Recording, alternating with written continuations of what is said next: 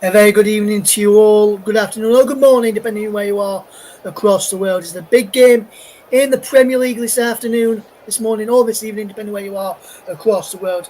As Manchester City take on Arsenal. Both teams know that with a victory today, they will head to the top of the summit of the Premier League table. A very good afternoon to Media Radio Jingles and Gaming, who says, "Come on, Arsenal," as they are an Arsenal fan this evening. Alongside me is our match commentator Paul James. We'll let to him in a second for some headline team news for this game, but let me quickly run through the Premier League scores of the weekend so far. On Saturday, West Ham United 0, Chelsea 3, Aston Villa 3, Wolverhampton Wanderers 1, Fulham 3, Newcastle United 1, Leicester City 1, Everton 1, Everton off the mark this season in the Premier League, Liverpool 3, Bournemouth 0, Southampton 1, Ipswich Town 1, Tottenham Hotspur 3, Brentford 1, Crystal Palace 0, Manchester United 0. And earlier today, Preston of Albion 2, Nottingham Forest 2. And what a game it was at the Amex earlier today, with Morgan Gibbs-White sent off for a second bookable offence, which sparked a mass brawl on the benches, with both managers having a go at for official Anthony Taylor and both managers in that game. Fabian Essler of Brighton, Nuno Espirito Santo for Nottingham Forest, shown the red card. There was a game in the Championship earlier today. We'll tell you about that in just a moment, with the result of that in just a moment. But first, let's bring in our match commentator for this afternoon's game. It's Paul James, and Paul has got all the important headline team news for this game. Paul. Thank you, Ross. Good afternoon, everybody. Manchester City are going to make 4 changes today from the 2-1 the 2-1 victory over Brentford. Ruben Diaz, Josko Gvardiol and Rodri, and also Jeremy Doku come in. John Stones, Rico Lewis, Mateo Kovacic and Jack Grealish all drop to the bench. For Arsenal, well, Ben White only passed a fitness test to go on the bench today. So Ricardo Calafiori steps in at left back. Jurrien Timmer moves to right back. Jorginho also makes way for Declan Rice, who's back after suspension in the league. And he plays today in a 4-2-3-1 formation for Arsenal today. Ross, back to you. Thank you very much, Paul. We'll be back with Paul in just a second. Also, let me bring you the score from the Championship today. It was a Lancashire derby, Preston North End against Blackburn Rovers, and they finished Preston North End 0, Blackburn Rovers 0. 2 men sent off in that game. Sam Greenwood sent off for a bad challenge in the first half on 42 minutes. Then on 89 minutes, Owen Beck gave away a free kick. Only a yellow card in my opinion, but the referee produced a red card. The referee didn't really have a control of the game, Matt Donoghue, in my opinion, this afternoon in the game at Deepdale. Osmasic, who was booked for Preston, should have seen red instead of Owen Beck, in my view, after Osmasic bit the back of the unknown Liverpool man, but the unknown Liverpool man saw red as he opted to level up the numbers on the field of play. Some more action taking place today. We'll tell you about those in a half time for you. Some games in the WSL Women's Championship, Women's Champions League, Liga, the Bundesliga, Serie A, Dutch Eredivisie, and the Scottish League Cup, as well as also La Liga. We'll bring you those results a little bit later on. We've got a comment in the comments section. Media Radio Jingle and Gaming says, "Hello, Russell and Paul. Really important game for the Premier League table and the title race for both sides." Absolutely, indeed. And just bringing Paul in a second. Obviously, Paul, Arsenal, Man City's only defeated the last 6 games was 2-1 defeat to Brentford. Arsenal won the last 6 Premier League away games, the best one since March to September 2013. Do you think that could continue today? As we say, good evening, good afternoon to Mike Coleman, should I say. Good afternoon, Mike.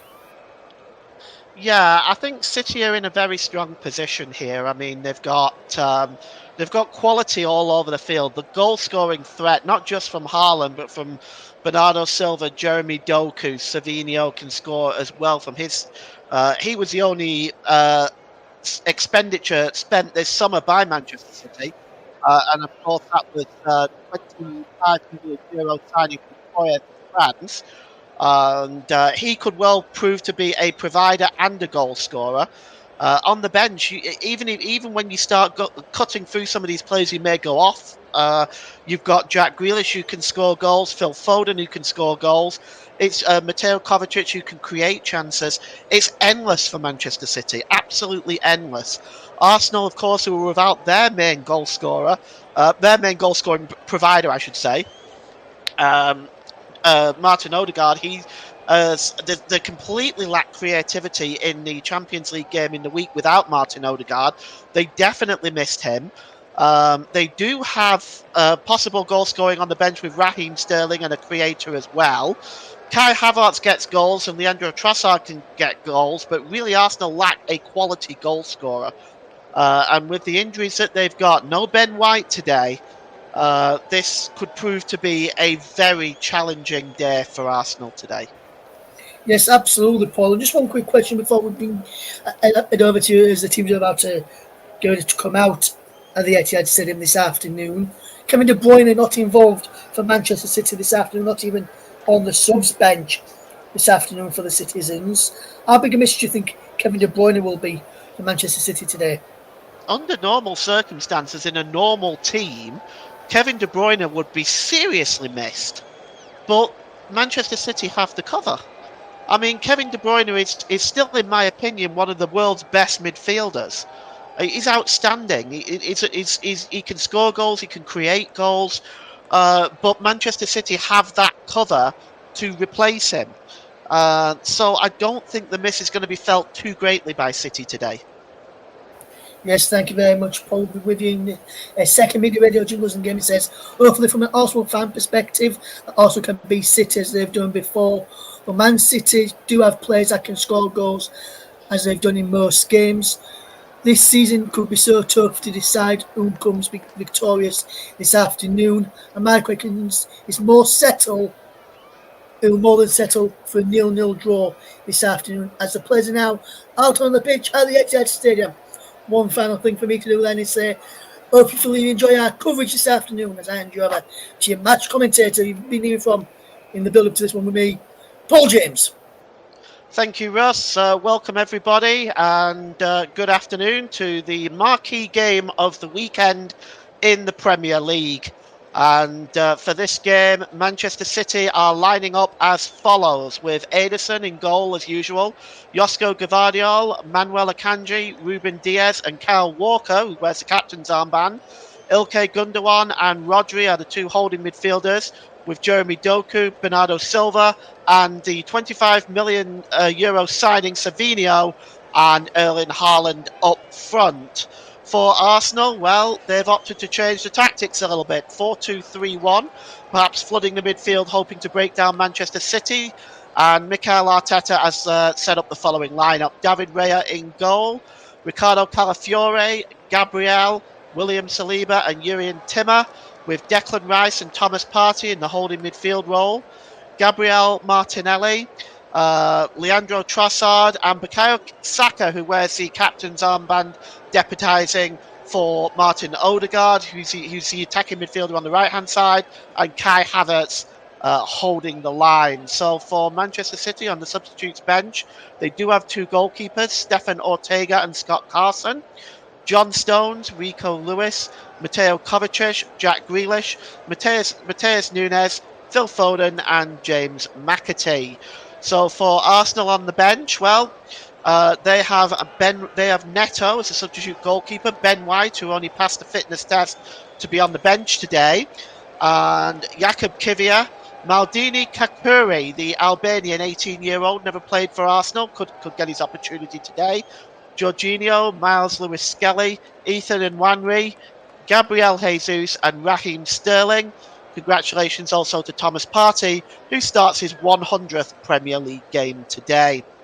The two teams have met each other a total of 211 times, and 65 wins for Manchester City, 46 draws and 100 wins for Arsenal. Our referee today is Michael Oliver. He's age 39. from Ashington, Northumberland, and he has Stuart Burt, Dan Cook, Andy Madley in fourth official duty, John Brooks, and Richard West in VAR.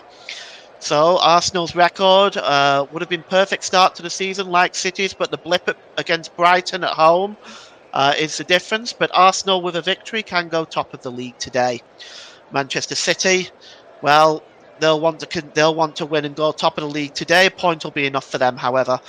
And right now, the players and the fans are clapping a Manchester a gentleman named Harold Bernstein, who is being memorialised today at the Etihad Stadium. And kickoff about to get underway. Manchester City wearing their blue shirts, sky blue shirts, white shorts, blue socks. Arsenal in their traditional colours of red and white jerseys, white shorts, and red socks. City will get the game underway, attacking the goal to our left. And we already have a comment in the comment section. Media, radio, jingles, and gaming says, I do think City will beat Arsenal. Looking at the injuries Arsenal have, but anything can happen today with the loss of De Bruyne for City as well. Interesting that with De Bruyne missing out. Well, there was rumours stating that he was happy to go to Saudi Arabia. And Pep Guardiola has put that to bed by stating he is staying at Manchester City as we get the game underway. And already Rodri is down, clutching his face. The ball is with the goalkeeper, Ederson, but Rodri is down, clutching his face. And I'm not sure exactly what happened there. But Rodri has gone down, clutching his face immediately from kickoff within a few seconds. So I'd just like to see exactly what happened here. But he's still down. Michael Oliver has stopped it. He ran into Kai Havertz. He ran into Kai Havertz. It's very difficult to see exactly. We might get a better look at it here. I didn't see any elbows going up, but Kai Havertz ran right into him.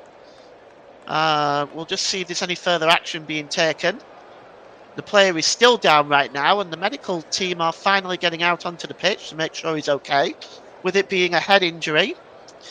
The stoppage is almost immediate, not what you want in the first few seconds of a game like this. Rodri as well, such a key player for Manchester City.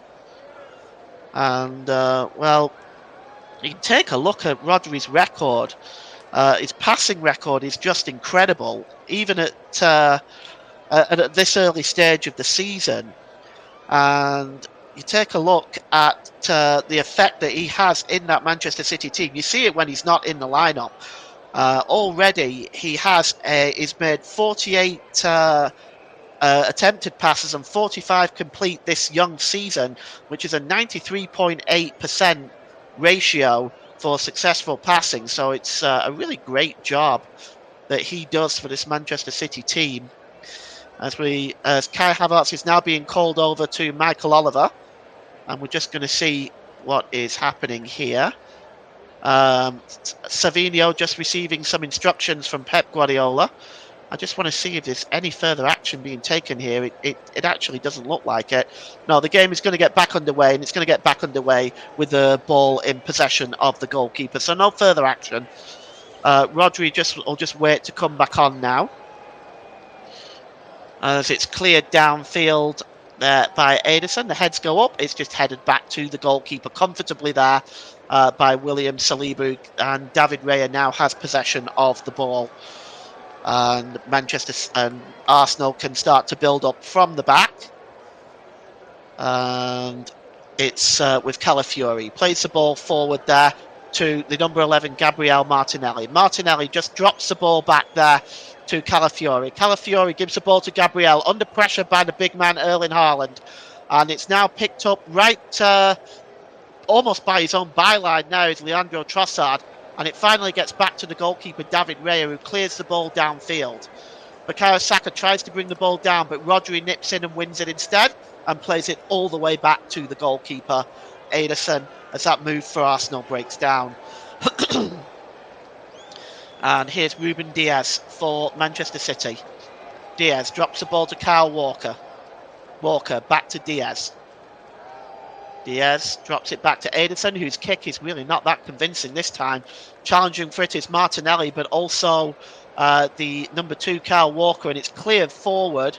And Haaland is charging in there, just clatters William Saliba there, but Saliba gets right up, but Erling Haaland, big strong guy, just clatters into Saliba there, but Saliba just gets right up. You see there, oh, that's gotta hurt.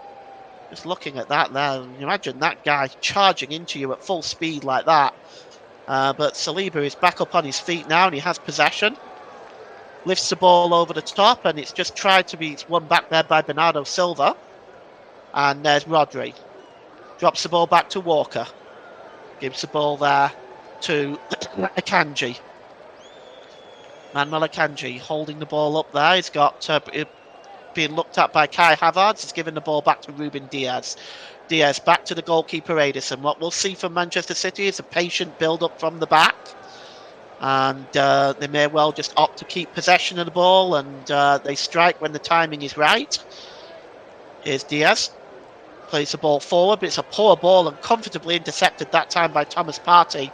Slips the ball back to Ricardo Calafiori and gives it to Gabriel.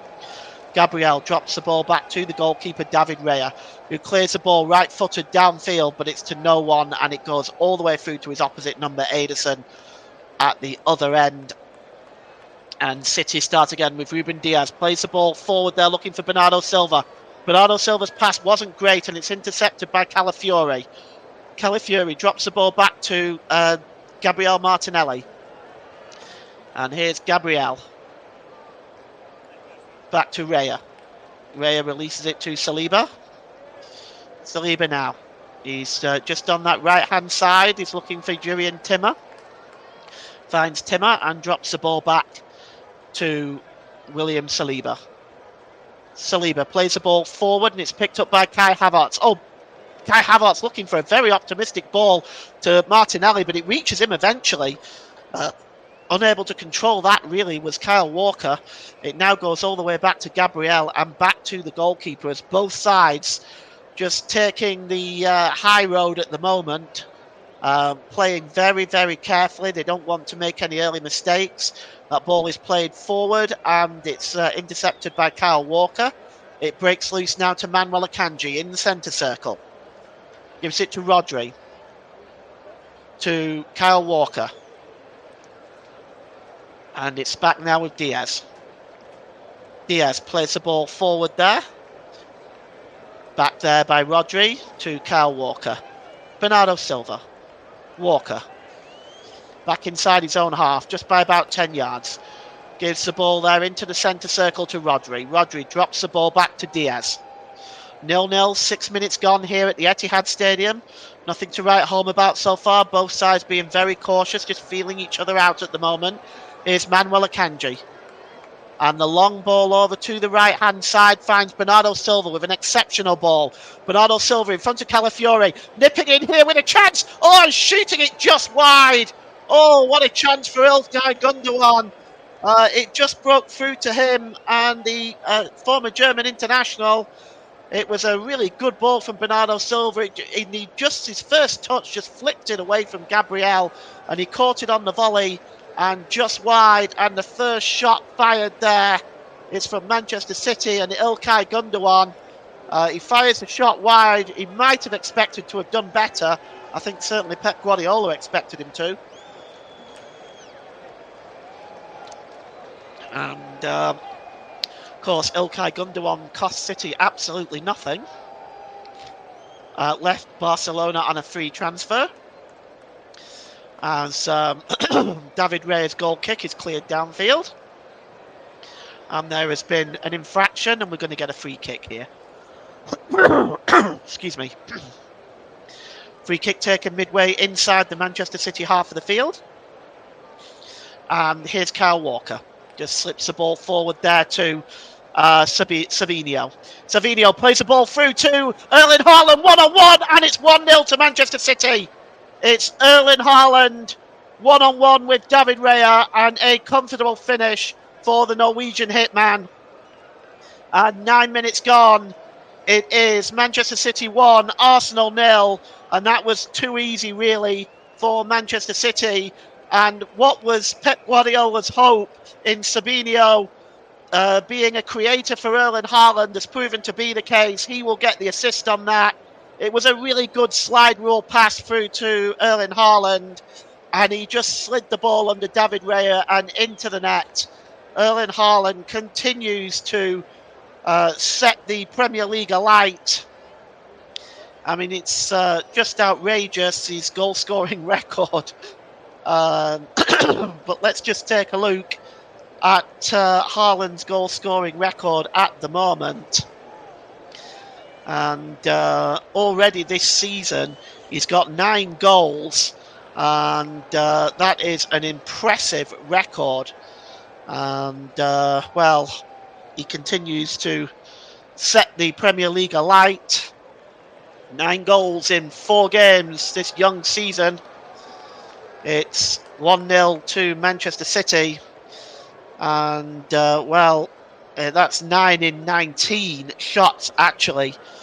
And that is a conversion rate of 47%, which is incredible. Means almost 1 in 2 shots go in. And that is really, really impressive for Erling Haaland. Arsenal have got the game back underway, but City have a throw-in, and it's just cleared away there by Diaz. Arsenal now with Thomas Partey. Gives the ball to Declan Rice. Declan Rice out to the right-hand side to Bukayo Saka. Bukayo Saka's got Gvardiol in front of him. He tries to play the ball in, looking for Trossard, but that's comfortably won there by Rodri. And now City can break away with Jeremy Doku, but that is a good challenge by Declan Rice. And, well, Manchester City... I'm just being reliably advised that that's Haaland's 100th goal for Manchester City. So congratulations to him. Media radio jingle says, I knew City will score at the opening stages of the game in one way or another. Turton Talks Football, afternoon all. Good afternoon, Luke. Hope you're well. And the ball is won here by Thomas Partey, just in the midfield, but is dispossessed by Bernardo Silva, who hooks the ball into the air. It's headed on there by Rodri, won back by Gabriel, who heads the ball forward.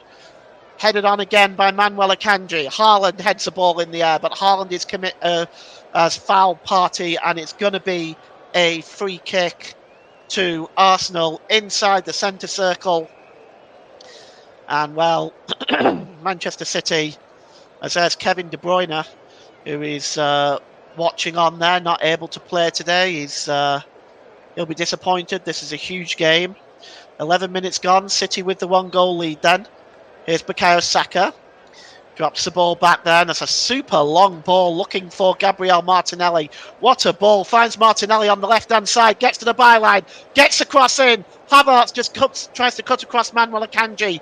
But Akanji wins it. And here's Ilkay Gundogan. Bernardo Silva. Plays the ball forward to Haaland. And Haaland drops the ball back to Rodri. And it's now back with Akanji. Akanji plays the ball down the left-hand side, and away goes Jeremy Doku. Saka just watching him. Doku drops the ball back to Manuel Akanji, back to almost the halfway line, in fact. And here's Diaz. Diaz gives the ball there to Kyle Walker. Back to Diaz. Just over the halfway line again, and it's Kyle Walker, as City building up slowly. The ball through there just that was set up for the Haaland goal just seemed to split that Arsenal defence. Just seemed all too easy. Here's Doku.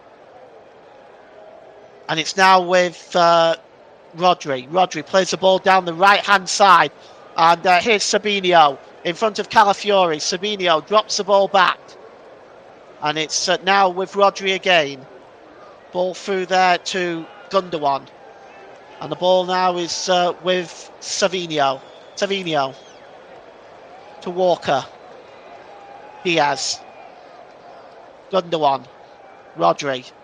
Nice quick touch, this touch football from City. And there's a foul. And it's Savinho who is down. He's clutching his shin there. That looked quite painful. I'm just not quite sure. It's just out of the picture shot who got the who committed the foul. But we'll just take a look at it. Oh, it looks like it was Gabriel who caught him there. It was a late challenge, but no further action taken from Michael Oliver. Luke says he's doing okay, happy with our point, not happy with the 2 minutes of madness where the official ruined their performance. Side note, shock City score and it's Haaland. And media radio jingles and gaming says, of course, it's Haaland. Well, it was always going to be, wasn't it? It's his 100th goal for Manchester City. Savinio standing over it, along with Ilkay Gundogan. Maybe tempted for a shot here. Here's Gundogan. He does try for the shot. Oh, it's a super save by David Raya. Just flew across to his left-hand side to make that save. As Ilkay Gundogan went for David Raya's near post from this free kick. Round the wall. I just wonder whether it actually hit the post rather than the save. Let's just take a look. Yes, it did actually hit the post.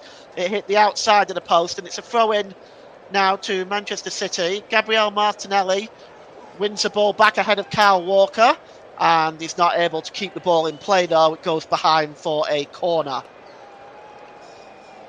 And the corner's going to be taken down that right-hand side for Manchester City. We've had 15 minutes gone here at the Etihad Stadium. It's Manchester City 1, Arsenal 0. And, well, you can see the Arsenal fans are behind that goal. Vast numbers of them. They're not going to be happy with what they've seen so far because they've, at the moment, clearly been second best. Anyway, the corner is going to be taken on that far side. Michael Oliver is just delaying things a little bit. He's having a word with Manuel Akanji. And also Manuel Akanji and also Thomas Partey. Corner is going to be taken by Savinio. Takes it short and drops it to Gundogan. And another Manchester City player has gone down, clutching his ankle. I'm just trying to see who that is this time. It looks like it might be Rod. Oh, it's Rodri, and he's clutching the back of his leg where his hamstring is. Oh my goodness me, that's not good news for Manchester City.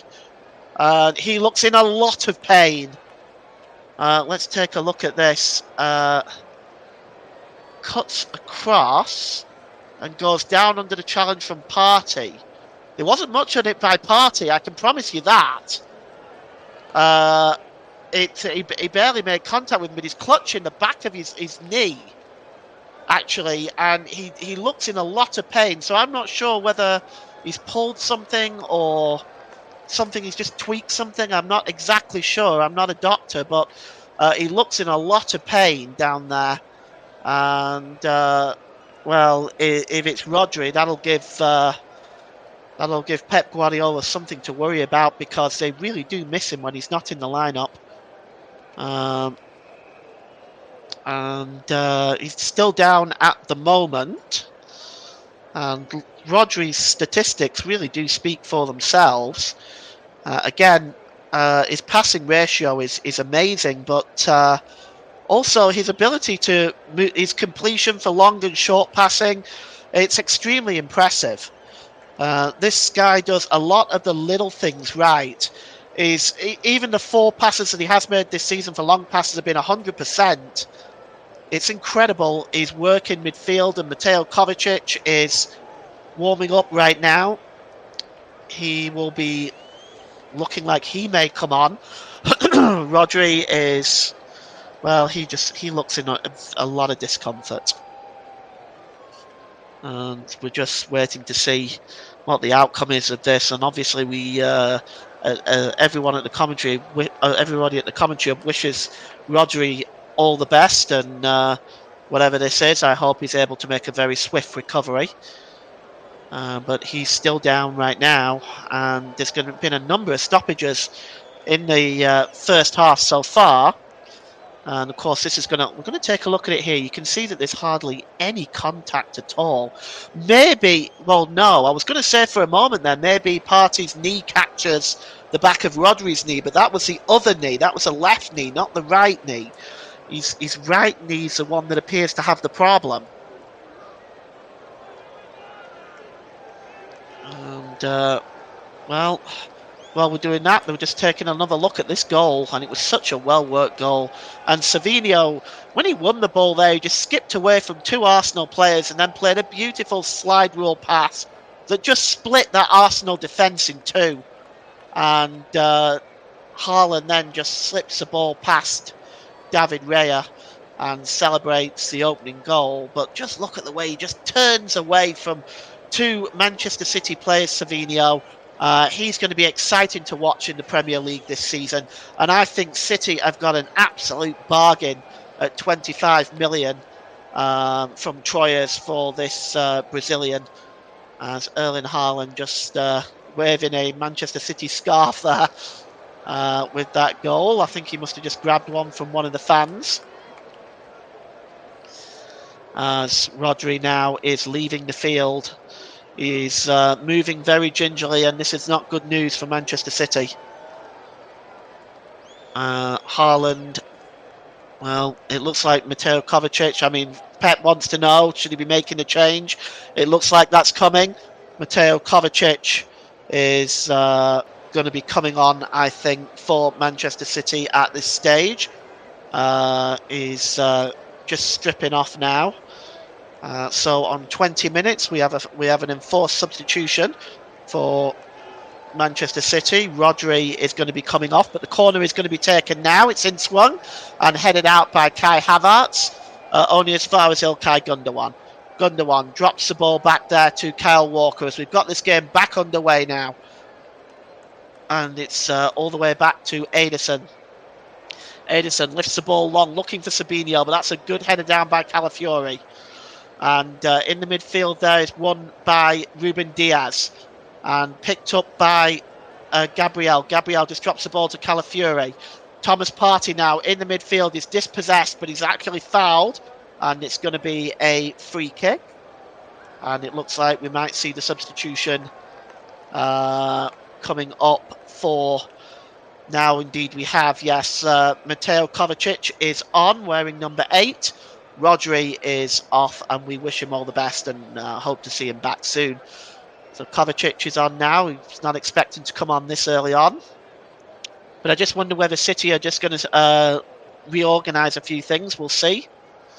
As the referee, Michael Oliver, now is having a word with both Kyle Walker and Bukayo Saka, the two captains. I'm not sure what exactly he's saying. Perhaps maybe just to calm the tackling down a little bit. The ball is long now and it's taken quickly. And here's Gabriel Martinelli down the left. Gets to the byline. Martinelli cuts inside. It's pulled back to Calafiori with a shot. Oh, I say! Calafiori strikes it and it's 1-1. Arsenal are back in it. And it's Ricardo Calafiori with a super strike on 22 minutes. And Arsenal are level. Ricardo Calafiori, with his first start for Arsenal, levels this game. And the City players are furious. They're surrounding the referee, and they're not supposed to do that. Only Kyle Walker is supposed to speak to the referee. He's the captain. But they are furious that that free kick was allowed to be taken quickly. But it was great work by Thomas Partey. He took the free kick quickly and set off Gabriel Martinelli on his way. And Martinelli just cut back here and laid the ball across for Calafiori. What a strike. If you get the opportunity to watch this later on and wherever you get your highlights from, take the time to watch it because it really is a thunderous strike by the Italian international. And Luke Turton says, what a goal, and what a goal indeed. What a strike. It was just curling away from Ederson. He stood absolutely no chance with that. And and Pep Guardiola is furious as he kicks his bench chair there. That's not good. He's going to damage it. That'll cost money. And Ricardo Calafiori celebrates with the Arsenal bench as Arsenal level, and that's not what City was expecting. We get the game back underway, and it's just another free kick now, this time given to Manchester City. Ederson, well, there's nothing he could have done. He gets a yellow card, probably for protesting. And so Ederson goes into the book. Excuse me. Here's Jeremy Doku now. Gets to the byline. There's Jeremy Doku looking to get the cross in.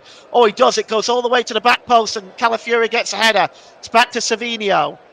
And now here's Kyle Walker. Savinio again. Savinio curls the ball into the box towards the back post to Doku. And getting across there, making the challenge was Bukayo Saka, which eventually the ball rolls through to David Raya, who launches the ball downfield. It's comfortably won by Diaz. And it's now with the number 16, number 19 Gundogan. And here's Bernardo Silva. Bernardo Silva tries to launch the ball in, but it's blocked. And it's with Kyle Walker again. Walker to Diaz. Diaz. Walker. Oh, long ball over to the far side and looking for Doku, but that is well defended that time by Timur, who heads the ball out of play. And Luke Turton says City's fury apparently was around the free kick being taken from the wrong place, so that's interesting as well. Here is Manchester City coming forward again, and it's Akanji who gives the ball to Doku. Doku's got Saka in front of him, just trying to dance away his Doku. You'll probably see Bukayo Saka almost acting like a wing-back to try to keep an eye on the pace of Jeremy Doku. I can't think of too many other of the Arsenal players being able to keep up with that pace. It's dropped back to Manuel Akanji, who takes the ball back into his own half. It's a good ball over to the right-hand side there to Savinio, who's been very impressive early on. And here's Kovacic now for Manchester City, the substitute. Cross to Jeremy Doku again. Doku down the left-hand side. Saka stalking him again. Doku drops the ball back into the midfield to Manuel Akanji again. Akanji goes long over to the left-hand side. What a super ball, to the right-hand side. What a super ball to Savinio. Savinio drops it back to Kyle Walker. And it's now with Kovacic. Walker again. Savinio down that right-hand side. He's got Calafiori in front of him. Plays the ball into the middle to Bernardo Silva. Bernardo Silva takes it to the right-hand side. Silva cuts back. Drops the ball to the edge of the area to Diaz. Diaz back to Kyle Walker. Walker plays the ball to Bernardo Silva. Just down the right-hand side now, Bernardo Silva. Cuts inside, gets the cross in. Oh, it's headed out there. But only as far, really, as Gundogan. Gundogan tries to play the ball in. It's blocked well. Good work there by Leandro Trossard. And gets the ball out of play for a throw-in to Manchester City. 26 minutes gone. It's Manchester City 1, Arsenal 1. Here's Kovacic. Drops the ball there to Gundogan. Gundogan to Savinio. Almost runs into Bernardo Silva there. City still have the ball with Walker. Gundogan. Walker again and back to Gundogan. Gundogan. Kovacic. Kovacic holds up the ball and gives the ball to Walker. City just trying to find a way through this Arsenal defence. Kovacic. Oh, he gives the ball away. Kovacic to Martinelli. Martinelli trying to skip away from both Kovacic now and Akanji. He's not successful. Here's Savinio now with the ball for Manchester City. Savinio cuts into the penalty area. Back to Gundogan. City pressing. Looking for that door through. Here's Kovacic. And Partey just wins the ball back there for Arsenal. And now Arsenal looking for the break. It's a long ball forward looking for Kai Havertz. But Ruben Diaz gets across and makes a challenge. And the ball goes out of play. And in fact, City get the throw-in from that as well. Media Radio Jingles and Gaming says, what a goal. Hopefully more on the way. Mike says, what a goal from Ricky. Indeed, what a goal it was. What a strike. Here's Kovacic. Across to Akanji. Akanji's got Doku over on the left-hand side. Jeremy Doku now has got Saka and Timur in front of him. Saka just knocks the ball out of play. And it's going to be a throw-in. And I think it's been given to Arsenal this time. That ball coming off Doku last. And take a look at Pep Guardiola, who does not look very pleased right now. It's we're almost at the half-hour mark, and Arsenal have sort of come back into the game a lot more after the goal. And Doku just lifts the ball back, but it's intercepted by Saka. And Havertz is dispossessed, and here comes Ilkay Gundogan. And the ball is played across to Bernardo Silva, and here's Savinho, and he's away, Savinho. He gets across into Haaland, and up in the air with the header there is Saliba winning that ahead of Haaland. And here's Kovacic. Kovacic again. Just plays the ball forward down the right-hand side there to the number 26, Savinho. And it's now with Walker. Walker drops the ball back. City just flooding this Arsenal penalty area. The cross is swung in by Ruben Diaz, but it's cleared away. It's only as far, though, as Diaz and back to Jeremy Doku. Doku to Akanji. And it's now with Walker. Walker with a shot, but it's a comfortable save down to his right for David Raya. And this game has all of a sudden exploded to life, and I'm losing my voice. There we go. That's a bit better. Here's William Saliba. Back to Raya. And to Calafiori. Calafiori drops the ball back to Gabriel. Gabriel plays it off Ilkay Gundogan, and that should be a throw into Arsenal, but I think it's been given the other way.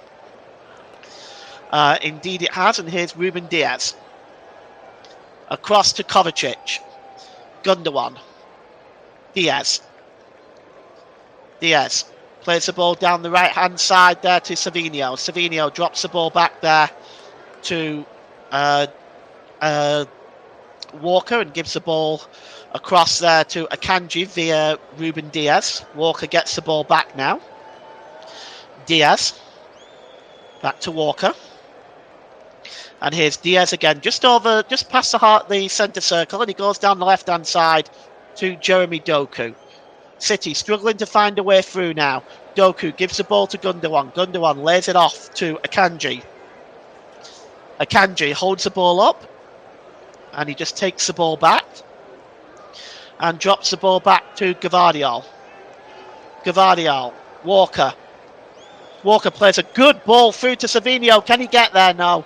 It goes behind for a goal kick. Just a bit too much on it.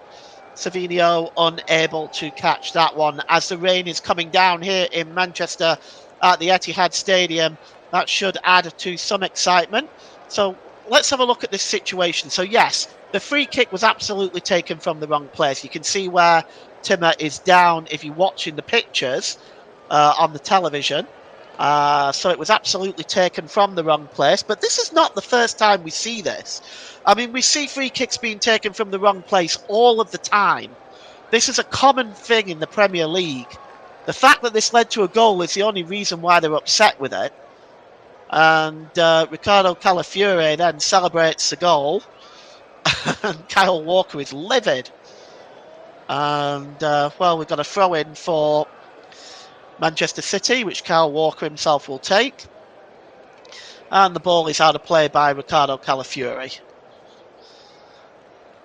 And we're going to get another throw-in. Michael Oliver, the latest referee to come under controversy today with this. So I'm sure that we won't hear the last of this goal that was scored by Arsenal. And Ruben Diaz lays the ball over and across there to Manuel Akanji. Akanji, just inside his own half of the field, he slips the ball to Gundogan. Gundogan to Kovacic. Gundogan again. Akanji goes to Ruben Diaz. Ruben Diaz plays the ball down the right-hand side to Savinho. He's on his way now. Savinho, he cuts inside away from Martinelli. Savinho, long ball over to Jeremy Doku. Jeremy Doku just unable to bring that ball under control, and it goes out for a throw-in. Left Doku with a lot of work to do there, and it's a throw-in for the Arsenal. And, well, get your thoughts in on that goal. As wonderful as a strike as it was, it does look like it was taken from the wrong position. Also, we see that in the Premier League all the time. Should referees clamp down more on that? Let us know your thoughts. I'll read them out as I get them, as and when I can. Throw in for Arsenal, midway inside the Arsenal half of the field. It's going to be taken by Jurrien Timmer, who's going to take this throw in. And just throws that ball down, looking for Bukayo Saka. It's picked up by Kai Havertz, who is fouled. It's going to be a free kick to Arsenal. And the referee, what is he given here? Looked like he'd given a free kick. Has he given a throw-in? Nope, it is a free kick. And here is Partey. Partey tries to find Martinelli, but that was comfortably won by Kyle Walker. And now then, here comes Akanji, but it's a yellow card, a free kick. And the yellow card, I think, has been given against Trossard for that foul. It was let's have a look at this one again.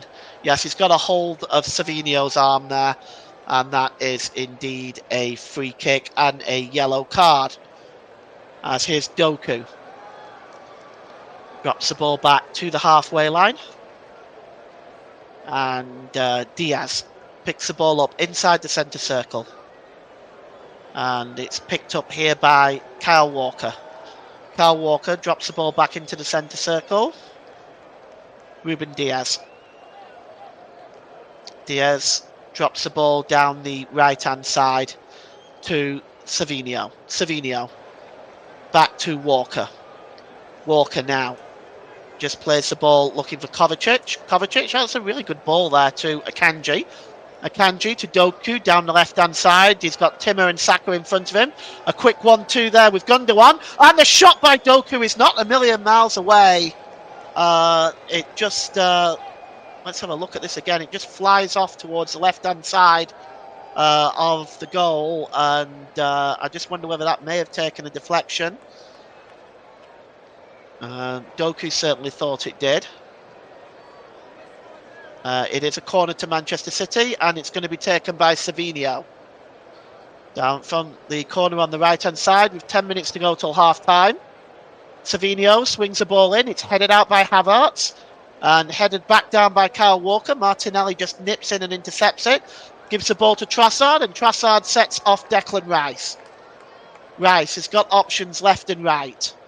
And Declan Rice decides to go for the really long ball over to Martinelli, and that came off Kyle Walker and went out of play. That was certainly the hardest ball that Declan Rice could have played, but it was certainly on its way over to Martinelli, but Kyle Walker just got in the way of that, and Arsenal now with Thomas Partey drops the ball back to the goalkeeper. So we'll just look at games with and without Rodri. 4 defeats without Rodri in 11 games. With Rodri, 48 games and no defeats. So that gives you it's a very interesting insight into Rodri and how effective he is for Manchester City. Here's Timmer, plays the ball down the right-hand side, and that's a good challenge there by Josko Gvardiol, and it'll be behind for a Arsenal corner.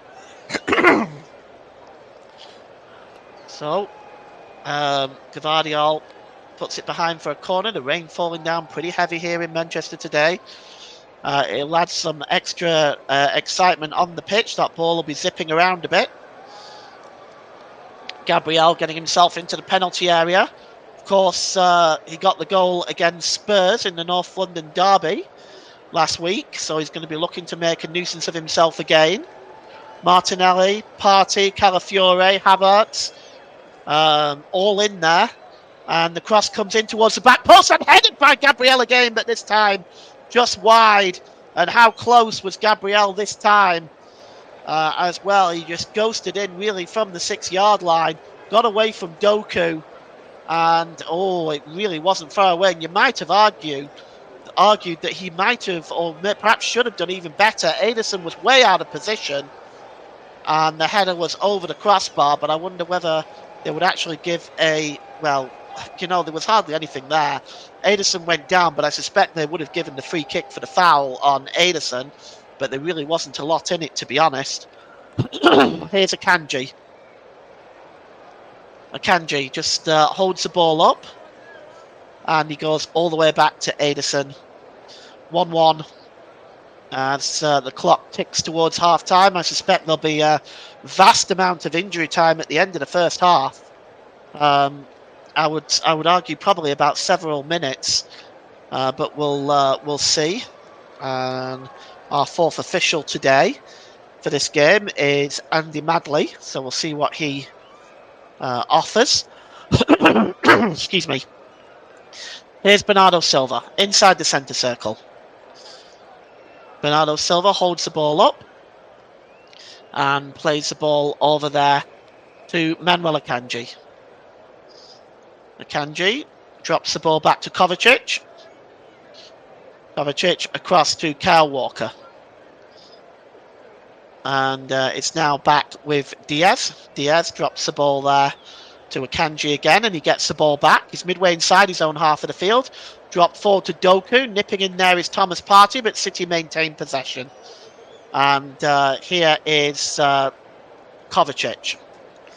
Kovacic plays the ball across there to Diaz. This is good work from Manchester City, maintaining possession for long periods of time in this first half. Here's Savinho. Savinho drops the ball back there to Kyle Walker. Walker, it's almost flicked on by Bernardo Silva, but Calafiore read it well and wins that ball back. And he gives it to Gabriel. And now here's Saliba. Saliba plays the ball to Calafiore. Nice one touch there to Partey. Partey on to Trossard. Over to Bukayo Saka. Bukayo Saka drops the ball back there to Partey again. And here's Saliba, just almost on the halfway line. Partey. And he just drops the ball back to Saliba, across to Gabriel. Gabriel now holds the ball up on the centre line. Gives the ball to Declan Rice. Let's see what options Arsenal can find here. Declan Rice again. Back to Saliba. Rice. Saka. Back to Rice. And all the way back there to Raya as Arsenal being pressed back here. Saliba. Back to the goalkeeper again. And Raya clears it downfield, chested down by Havertz, who somehow manages to keep possession and get the ball across to Bukayo Saka. Bukayo Saka, the first chance to run at Doku. And the ball is back with Trossard. Trossard launches the ball in the middle. It's headed out by Diaz and hooked away again there by Bernardo Silva. Only back to the halfway line there to Gabriel. Calafiore, the scorer of Arsenal's goal. Here's Martinelli now. Martinelli has got Walker in front of him. Martinelli cuts inside. Gives the ball back to Calafiore again. And it's now with with Partey. Back to Gabriel. Partey again. Saliba. This is nice play by Arsenal. And it's Gabriel. Plays the ball to Martinelli. Back to Gabriel. This is good work. Gabriel, can he get the cross in at the byline? It's all the way across and a chance for Trossard. And he gets underneath it and puts it over the crossbar. A half chance for the Belgian international there. As the ball was got to the byline, pulled back by Martinelli. Trossard just leaning back when he was making that shot. So he gets underneath it, turns it over the crossbar. But that was a brilliant move by Arsenal. Really good football all round. 3 minutes to go until half time at the Etihad Stadium, a rainy Etihad Stadium. It's Manchester City 1, Arsenal 1. And the ball is cleared downfield by the goalkeeper, Ederson. And Haaland is backing up into Gabriel. But William Saliba wins the ball. And Saliba plays the ball forward, looking for Trossard. And Kyle Walker just gets across and wins that one. And he's fouled that time by Leandro Trossard. And it's going to be a free kick. Trossard has to be careful. He's been booked already. And, well, 1-1. Next football we have for you on the commentary hub is next Sunday at 4 p.m. Manchester United versus Tottenham Hotspur. Me and Russ will be bringing you that one. So the ball is now back to Diaz, who gives it back to the goalkeeper, Ederson, as we approaching the last couple of minutes of this first half. It's still 1-1. The goal by Haaland early on in this game on on 9 minutes was levelled up with a brilliant strike on 22 minutes, albeit controversial, by Ricardo Calafiore. And here is Kovacic now, just over the halfway line for Manchester City. Kovacic plays the ball across there to Walker. Walker gives the ball to Savinho. Back to Walker as City now looking to put a bit of pressure on to see if they can get a late lead to take into half time. Here's Savinho down the right hand side, plays the ball in low. It was definitely looking, I think, for Josko Gvardiol, who's in the middle there. But it was a comfortable save for David Raya. And we have a minute to go until half time, and it might be interesting to see just how long of stoppage time we're going to get at the end of this game. It's cleared downfield by David Raya, and just one there by Kovacic, but only as far as Saliba. Headed on by Partey. Declan Rice tries to knock the ball on to Bukayo Saka. And, oh, that was a fantastic ball. He's got Gvardiol in front of him as Saka pulls the ball back there, and Kai Havertz gets across him, but there's nobody. Well, it was a good challenge, in fact, to put the ball behind for a corner to Arsenal. And Bukayo Saka will go over to take it on that right-hand side. 1-1. And the referee, Michael Oliver, who has a job on his hands today to try to control this game. There has been some feistiness between these two teams in the past. We've seen it a little bit today as well. The corner will be taken. Bukayo Saka is going to outswing it. Or is he? He's actually going to in-swing it. And the cross comes in towards the back post. It's Gabriel! And he's done it again! 2 goals in 2 weeks as Gabriel picks up a header again! And Arsenal take a 2-1 lead!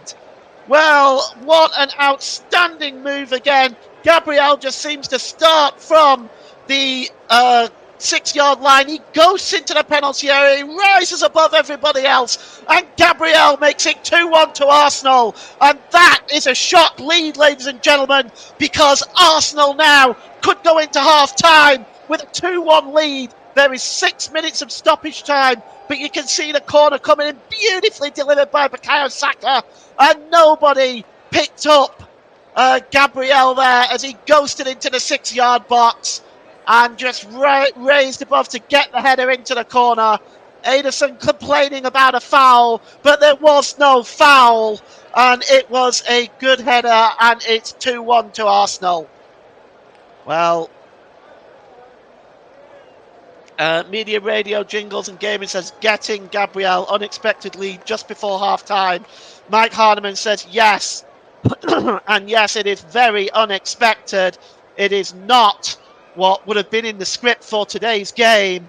A 6-minute stoppage time has been announced. Kyle Walker furious because he was tracking Gabriel, but this is something Gabriel is so good at from the set pieces. He starts from around the penalty area towards the edge of the 18-yard box and then just ghosts his way into the 6-yard box, loses his marker, and it was checked by VAR, but there was deemed to be no foul. So it is a goal. Sue Hedges, hi Sue, I hope you're doing well. Yes, welcome. You just tuned in a second, a fantastic score so far.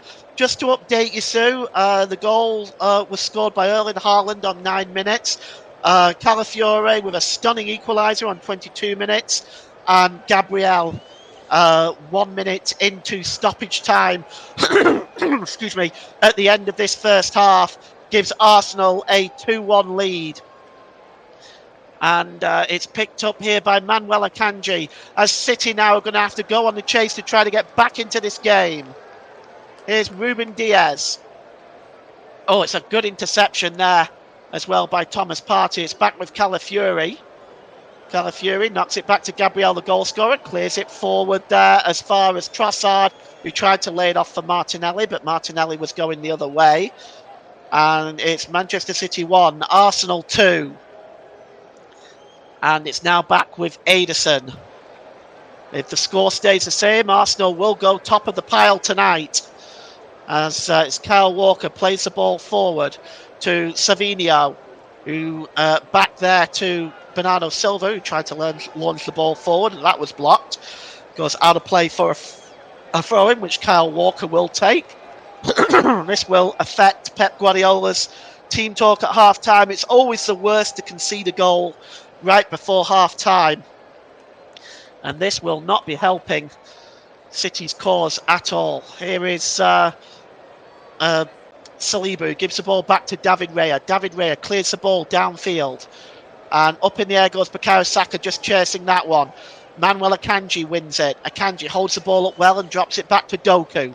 Doku sends it back to Ederson. Are City going to go for the more direct route? No, they start from the back. It's Akanji again. We've had 4 minutes of stoppage time at the end of this first half. 2 still to go. Michael Oliver may add an extra minute or 2 just for the celebrations, but we'll wait and see on that. As here is Bernardo Silva, who's just inside his own half of the field. He plays the ball across there to Akanji, who storms over the halfway line. Manuel Akanji is probably going to go to Doku. He does, down the left-hand side. Doku has got Timmer in front of him. Timmer cuts across and defends that very, very well, Jurrien Timmer, and clears the ball away. But only as far as Manuel Akanji again. Akanji gives the ball to Gundogan. Gundogan under pressure. He drops the ball back. And it's picked up by Akanji again. 1 minute to go of the minimum of 6. And it's now back with Kovacic. Kovacic down the right-hand side to Doku. Doku plays the ball back. Oh, it's an opportunity for Akanji to get the cross in. He swings it into the penalty area. It's headed out by Calafiore. And given to Savinho from Kyle Walker. Is Savinho fouled there? The referee says no. Savinho furious, but it's going to be cleared away by Martinelli. But it's only as far as the number 8 Kovacic, who seems to have been everywhere since he's come on. And here's Walker. Walker holding the ball up. Gives the ball there to Diaz. Diaz just maybe he's going to lift the ball into the penalty area. Diaz is choosing to hold the ball up. City not in any hurry. Plays the ball forward there, but it escapes from Bernardo Silva and goes behind for a goal kick. And that'll run out the 6 minutes. Media, radio, jingles and gaming says, if the scoreline remains the same at full time, the race for the title will continue. It certainly will, and it will put Arsenal top of the pile tonight. That's the minimum of 6 minutes played. I suspect they will play an extra minute, will they? Is that half time? No, I don't think so. I thought for a second there Pep Guardiola and was heading off, but it doesn't look like it. It's a goal kick to be taken by David Raya. Cleared downfield, headed on by Akanji. Hooked on there by Partey. Arsenal have possession. Oh, it's a giveaway there, but Partey should win that back. And he does, but he's also fouled Savinho, and Thomas Partey will pick up a yellow card for that. Won the ball, but took the player at the same time. That is a yellow card. And free kick for Manchester City. Yellow card for Thomas Partey. Well, with all of Arsenal's injury problems, they really are performing very, very well. The header is on and hooked away there that time from Declan Rice. Headed on again by Manuel Akanji. Saliba heads the ball out again, and here's Leandro Trossard, but it's another foul. And Leandro Trossard has been booked, and Leandro Trossard is off here. Leandro Trossard is off. It's a red card. Leandro Trossard booked for a second time. I'm not quite sure exactly what for, but let's just take a look. It will be a red card, and Mikel Arteta is complaining at the fourth official, Andy Madley, but I don't think he really has any say in this. Let's take a look at this. I would like to see this again, because that is a red card, second yellow for Leandro Trossard, already been booked. He's still on the field. VAR can't get involved in this because it's a second yellow. It's not a straight red. Oh my goodness me. Let's see now. Martinelli is practically begging, but let's have a look. Well, he shouldered into the back of Bernardo Silva. Let's have a look. Well, when you look at it from that angle, it doesn't look very pretty, does it? Let's take a look again. He has to be careful in these situations. I think it's harsh. I think he's gone into the back of him as a shoulder. To me, that's harsh. But you know, you have to wonder, don't you? You see these kind of challenges all the time, and you don't see yellow card. Russ thinks it might be for kicking the ball away. Not this again. Okay, so it's for kicking the ball away. So he's kicked the ball away, so that's the yellow card, and of course you can't do that. Declan Rice found that out. He's already been booked. Why did he do that? That's a silly thing to do from Leandro Trossard's point of view.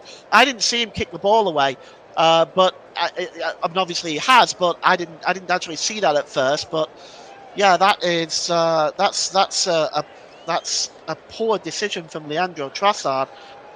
If that is the way of things, the free kick is taken anyway. It's headed in, and they've let City now back into this game, and it is finally half time after 9 minutes of stoppage time. The goal came on 8 minutes. On 9 minutes from Erling Haaland, who gave City a 1-goal lead. Ricardo Calafiori answering with a beautiful strike on 22 minutes, and then Gabriel's header on 1 minute of stoppage time gave Arsenal the 2-1 lead. But a second bookable offence for Leandro Trossard has got him sent off, and Arsenal down to 10 men for kicking the ball away. And Arsenal lead at half time, but are down to 10 men. Russ, back to you. Yes, Paul, and just before you do go, would like to ask you one question before I take over for half time. Going into the half time break, then Arsenal leading 2-1. City did take the lead, but Arsenal fed them back. Arsenal now down to 10 men after Trossard got a second yellow for kicking the ball away. Question I'm going to put to you then, Paul, is out of the two managers, which one would be the happier of the two going into the half time break? Well, I think Mikel Arteta will be the happier. In terms of anything else, such as the sending off, this will of course allow City time to attack the Arsenal defence. They'll keep possession. They'll move the ball around. They'll have Arsenal chasing shadows in the second half, because that's what City do even when it's 11 versus 11. They have other teams chasing shadows. So that's what they'll probably do in the second half. Arsenal have to keep the defence resilient. But I think, in answer to your question, I think Mikel Arteta will still be the happier. It's 2-1 away at Manchester City. Thank you very much. Then Paul will let you go off and take a break now, and Paul will be back for us in around about 15 minutes' time for the start of the second half as Manchester City take on Arsenal in the Premier League. Let me just recap the earliest scores from today. Earliest score from today in the Premier League: Brighton of Albion 2, Nottingham Forest 2. Nottingham Forest finished the game with 10 men. Morgan Gibbs-White showing a straight red card, a second yellow card in that fact, and was sent off, which also sparked a bit of controversy on the bench, with Nuno Espirito Santo, the Nottingham Forest boss, and Fabian Özil, Brighton boss, also receiving a red card apiece after getting into the face of the fourth official down at the Amex Stadium. Refereeing that game was Rob Jones this afternoon. Question to you for answer to you then, Sue. How come there's so much stoppage time these days? Is because, Sue, there's why there was so much stoppage time today. Just after kick-off, Kai Havertz ran into Rodri and he went down injured early on, so there's a brief stoppage in play for around about 90 seconds or so, and then Rodri went down again in the game and was substituted on 21 minutes. So he was down twice, had to receive treatment twice, so they had to take that into consideration, plus the goal celebrations as well.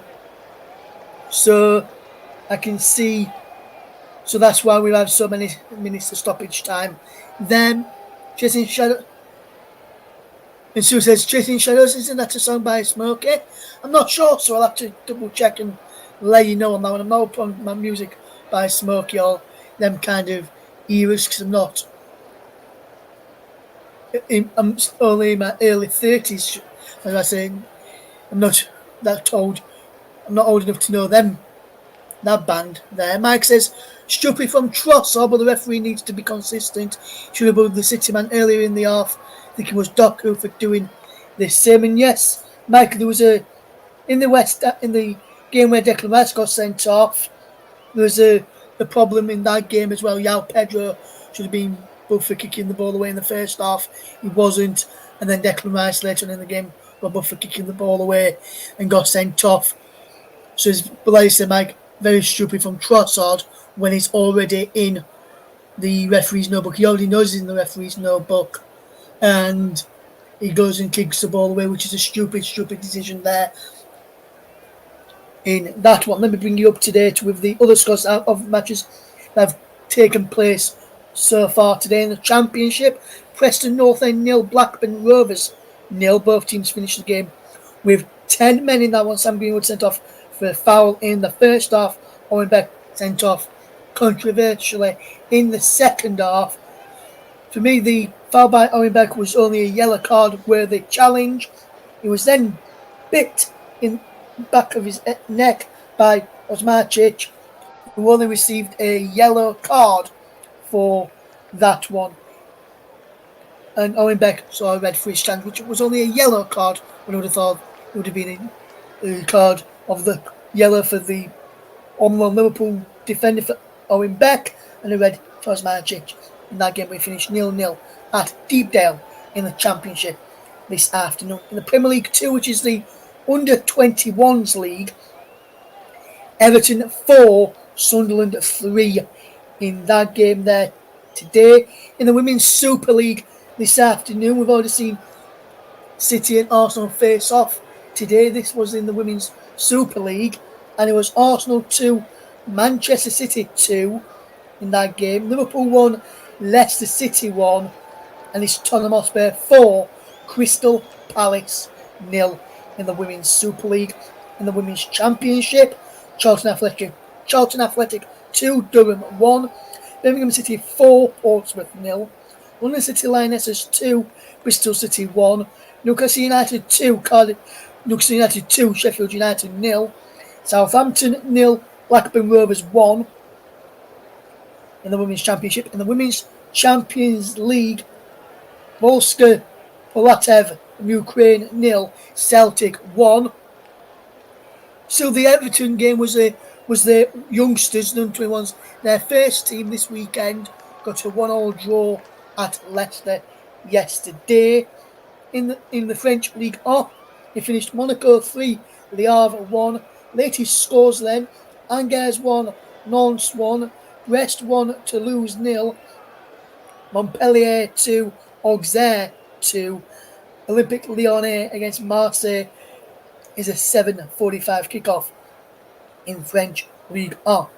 In the German Bundesliga, today it finished Bayer Leverkusen 4, Wolfsberger 3, and it's currently Stuttgart 2, Borussia Dortmund 0 in that game. The second half just underway in that one. St. Pauli against RB Leipzig is at 6:30 this evening in the German Bundesliga. Italian Serie A, we finished Fiorentina 2, Lazio 1, Monza 1, Bologna 2. Latest score after 34 minutes is AS Roma 1, Udinese 0, and Inter take on AC in the Milan derby tonight, 7:45 p.m. UK kickoff there. In the Scottish League Cup, Celtic have run out 5-2 winners against Falkirk this afternoon. Adamida, formerly of Norwich City, scoring 2 of the goals in that one for Celtic this afternoon. There in La Liga, Getafe 1, Leganés 1, Athletic Club 3, Celta Vigo 1, and finally Scottish Villarreal 0, Barcelona 0 in that game this afternoon. There, Paul is back with us, and we'll get ready to hand back over to Paul in just a moment or so. Just some news which came out earlier on today in the Championship, and Cardiff City announced earlier today that they had sacked manager Earl Willett after only 1 point all season. They have only scored 1 goal all season as well, and have now conceded 13 goals in the Championship. Cardiff City are now managerless in that one. Earl Bullock was sacked this lunchtime. That came after they lost 2-0 at the Cardiff City Stadium to Leeds United in the Sky Bet Championship. Yesterday, in a statement on the official Cardiff website, he read, Cardiff City Football Club can confirm first team manager Earl Bullock has been relieved of his duties and will leave the club with immediate effect. The board of directors would like to wish to thank Earl for all his hard work and wish him well for the future. First team coach Nicholas Caredes will also depart and leaves the club's best wishes. Further backroom staff confirmation will follow in due course. Omar Riza will take charge of the first team on an interim basis, while the club look to recruit a new permanent first team manager. So that's Cardiff City without managing now after they lost yesterday 2-0 to Leeds United in the Sky Bet Championship this afternoon. Yesterday afternoon kicked off at 3 p.m. there. And Sue says she sees, thanks for clearing it up, and maybe Everton should put more of the youngsters in their first team. Yes, potentially, Sue, but it all depends on manager Sean Dyche on whether he wants to bring those youngsters into the first team fold. In the Premier League yesterday, Sue, which involved the Everton's first team, this was the score so far in the weekend in the Premier League. West Ham United 0, Chelsea 3, Aston Villa 3, Wolverhampton Wanderers 1, Fulham 3, Newcastle United 1, Leicester City 1, Everton 1, Liverpool 3, Bournemouth 0, Southampton 1, Ipswich Town 1, Tottenham Hotspur 3, Brentford 1, Crystal Palace 0, Manchester United 0, nearly today as I mentioned a few moments ago, Brighton Hove Albion 2, Nottingham Forest 2. There, and we've pulled back and we're almost ready for the second half to start very, very shortly. Just waiting for the teams to emerge from the tunnel for the start of the second half. And Paul, just a quick question to you ahead of this second half. How do you think Arsenal will now shape up the team? How do you think Mikel Arteta will now shape up the team with the red card for Leandro Trossard going into the second half? Well, my concern is that if they sit back and invite pressure, City will eventually score. That's what happens with them. It's a very difficult situation because they also can't press them too much with a disadvantage of one man. So I think it's going to be a challenging effect. I can see Mikel Arteta perhaps bringing on another defender and sacrificing. Let's see. So Leandro Trossard's off. They may want to sacrifice a midfielder, but we'll see. I can only imagine that you may want to bring on Ben White, maybe move Calafiori into centre-back role. That could be an option. The only other options in terms of defenders is Jakub Kivior and Maldini Kakuri, the 18-year-old. So it's I think Leandro Trossard has put Mikel Arteta in a very, very tough position here. Absolutely, Paul. Absolutely. And we've just seen the red card decision again on the monitors here, and we can see there was a red card, definitely a red card. As Leandro Trossard, Paul, was when they clear the ball after the free kick had been given. He was going straight to Kyle Walker to get the ball, and he was rightly, in my opinion, sent off for kicking the ball away. One of those ways delaying the restart of the game. And I saw an interesting point which was made on social media by former Premier League referee Keith Hackett, which is regarding Michael Oliver and some of his decision making in this one, which is led to the incident led to Arsenal's first goal, and I'll quickly tell you about this. Now is when he is a free kick and he calls Kyle Walker towards him, Paul, to have a word with him, and he says he made a basic refereeing error. And we call the player towards him, which was, as I just mentioned there, Kyle Walker. Oliver must ensure the ball is correctly placed and must allow that player who is called over time to get back into his position. And Michael Oliver didn't do either of those, and that's why City was so annoyed after Arsenal's equaliser. Not because he was taken from the wrong place like Luke thought he might have been, it was because Walker had been spoken to and wasn't allowed to get back, and the ball wasn't quite positioned correctly as well. He was still not taken from the right place, but it was because Walker hadn't been allowed to get back in position before the free kick was taken.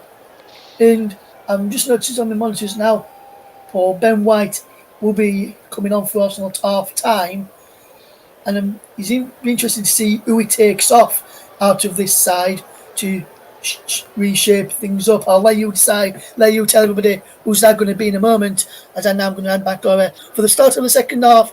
Let's see who Ben White has come on for. Let's hand you over to match commentator for the second half. It's Paul James. Thank you, Russ. So, yes, Ben White readying himself to come on now. We're just going to see who it is. It is Bukayo Saka, who is the sacrificial lamb here for Ben White. I don't know whether City are going to make any changes themselves, but the referee, Michael Oliver, is having a chat with Ben White. I'm not sure exactly what they are discussing there, but he's now coming on, Ben White, so he'll probably slip into the right back role. I suspect Timmer will go over back to left back, and Calafiore will form a three-man centre back. And we'll see how that plays itself out in the second half. I can't see any changes from the Manchester City lineup, but they're not all out yet. There's actually only about 8 or 9 of them that are actually out onto the field. I don't see where the rest of them are. So we're just waiting for the other Manchester City players to take their positions, and then we can get the second half underway.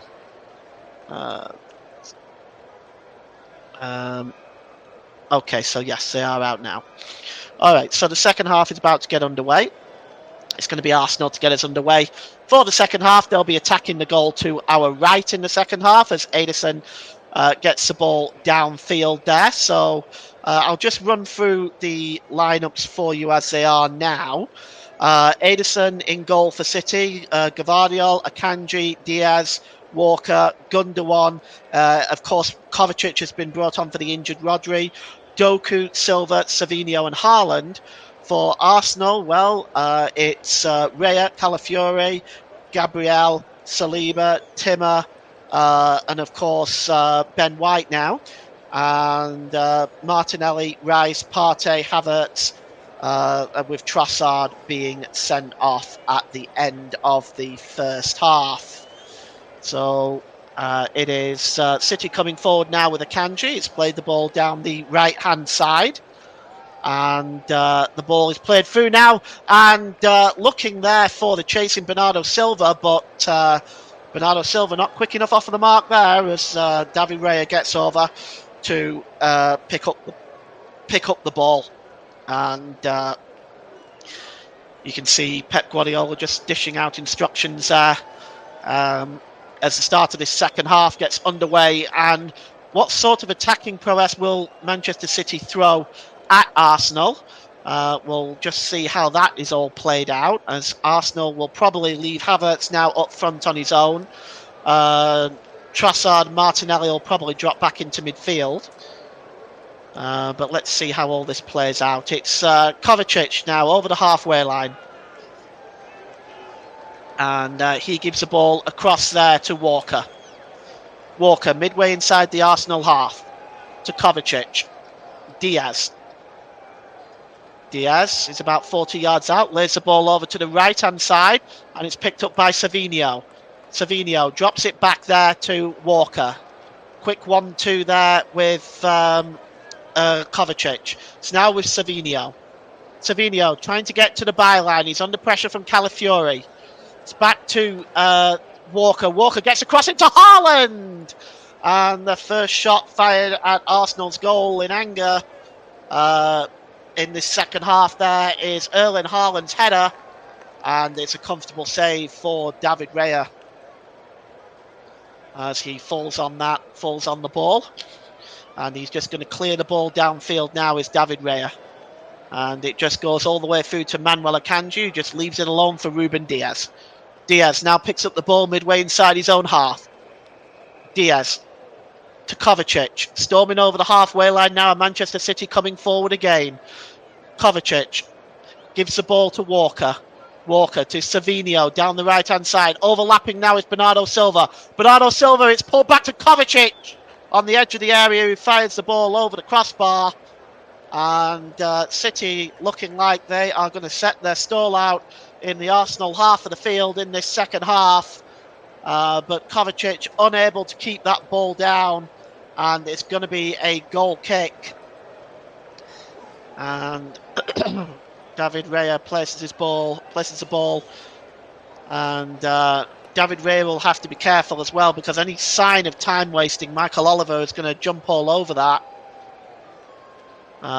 He clears the ball downfield there, and up in the air there, flicked on by Declan Rice, and it's Gvardiol who's under pressure from Jurrien Timmer, and in fact it's a free kick to Manchester City for the foul on Gvardiol by Timmer, and City are breaking forward now over the halfway line, and it's Walker gives the ball there to Kovacic, to Akanji.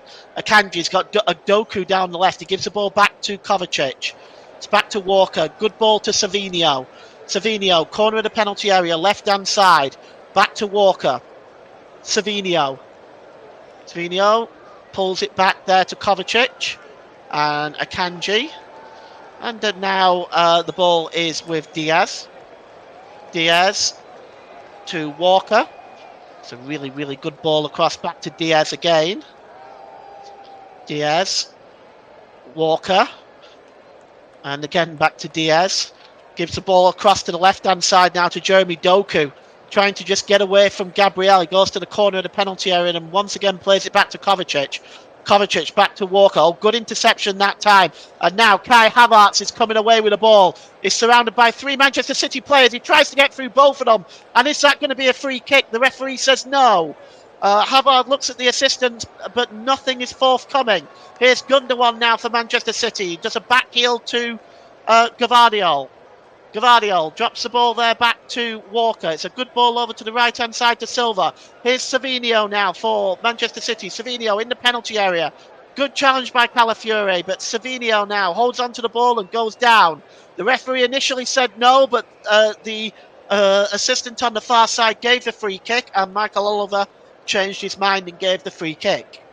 So it's going to be a free kick to Manchester City.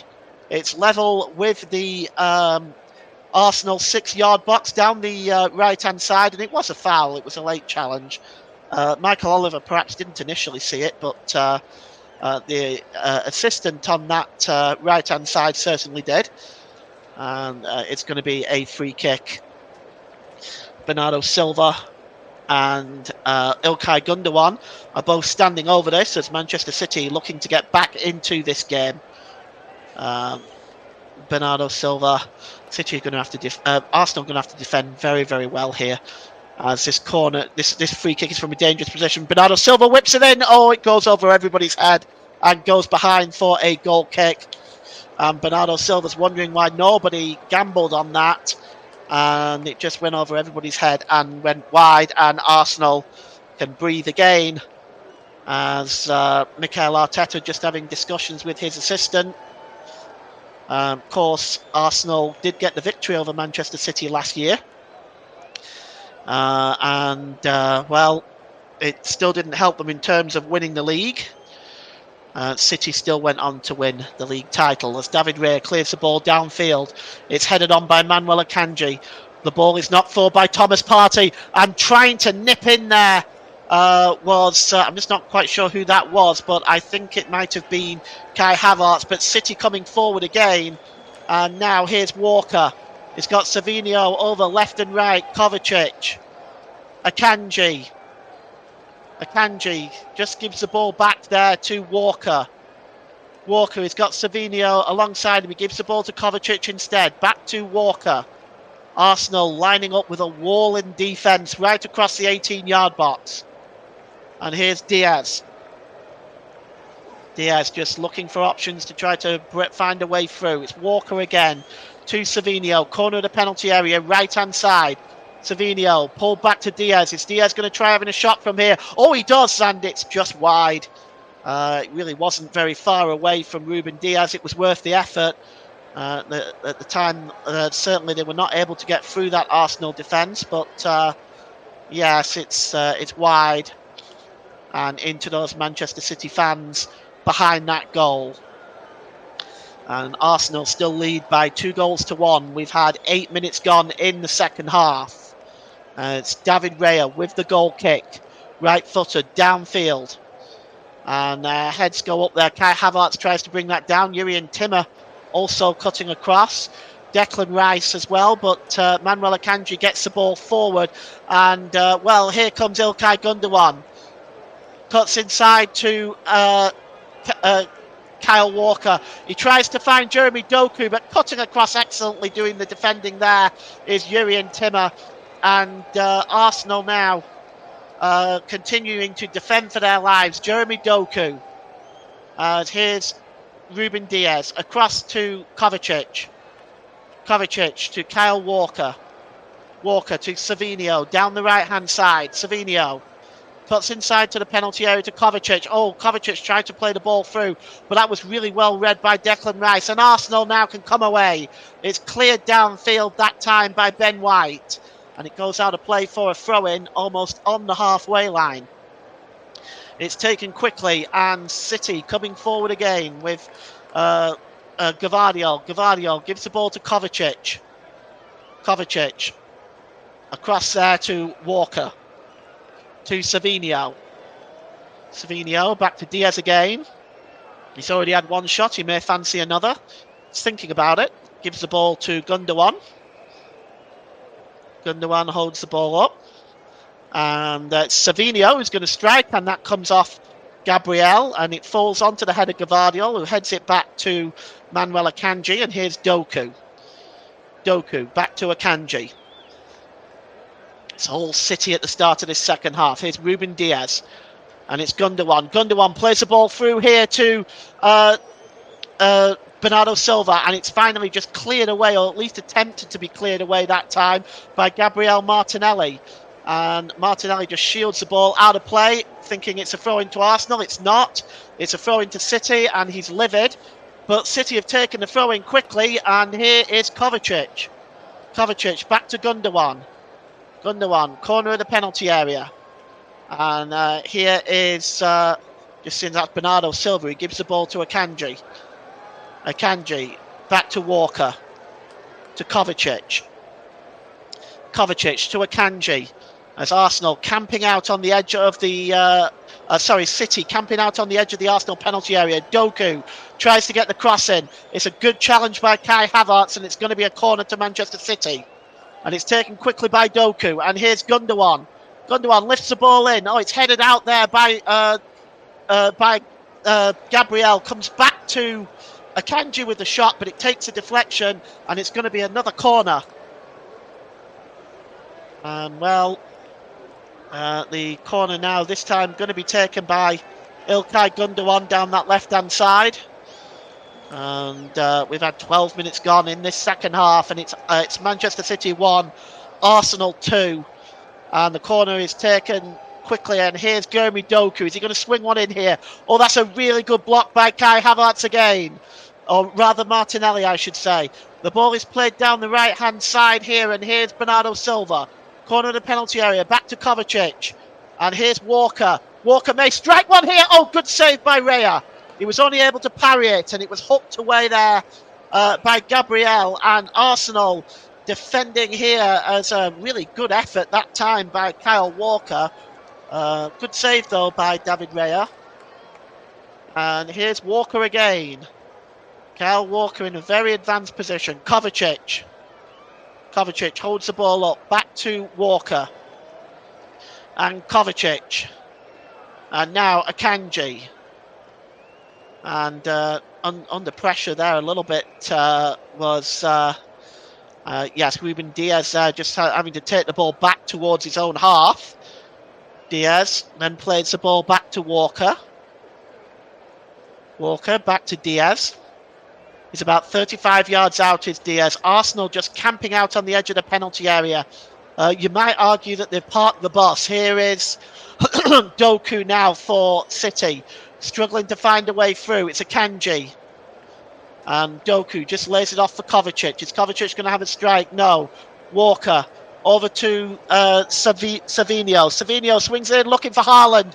Gabriel just trying to block off Haaland there. And he puts it behind for a corner to block off Haaland. The official's flag signalling a corner there. The corner is taken very, very quickly. And here's Walker. It's swung into the back post. Haaland! Great save! Silva, but he blazes it over the crossbar. Oh, what a great save by David Raya, turning the ball away from Haaland, from Haaland's header on the back post. And this really was a superb save. It was almost Gordon Banks-esque, as that ball was headed down by Erling Haaland, and just getting across to make the save was David Raya, and the rebound fell to Bernardo Silva, and he blazed the ball over the crossbar. But what a fantastic save that was. Well, David Raya has been paying back his transfer fee in all sorts of ways in the last few days. He made an amazing penalty save, followed by a rebound save against against Atalanta in the Champions League game on Thursday.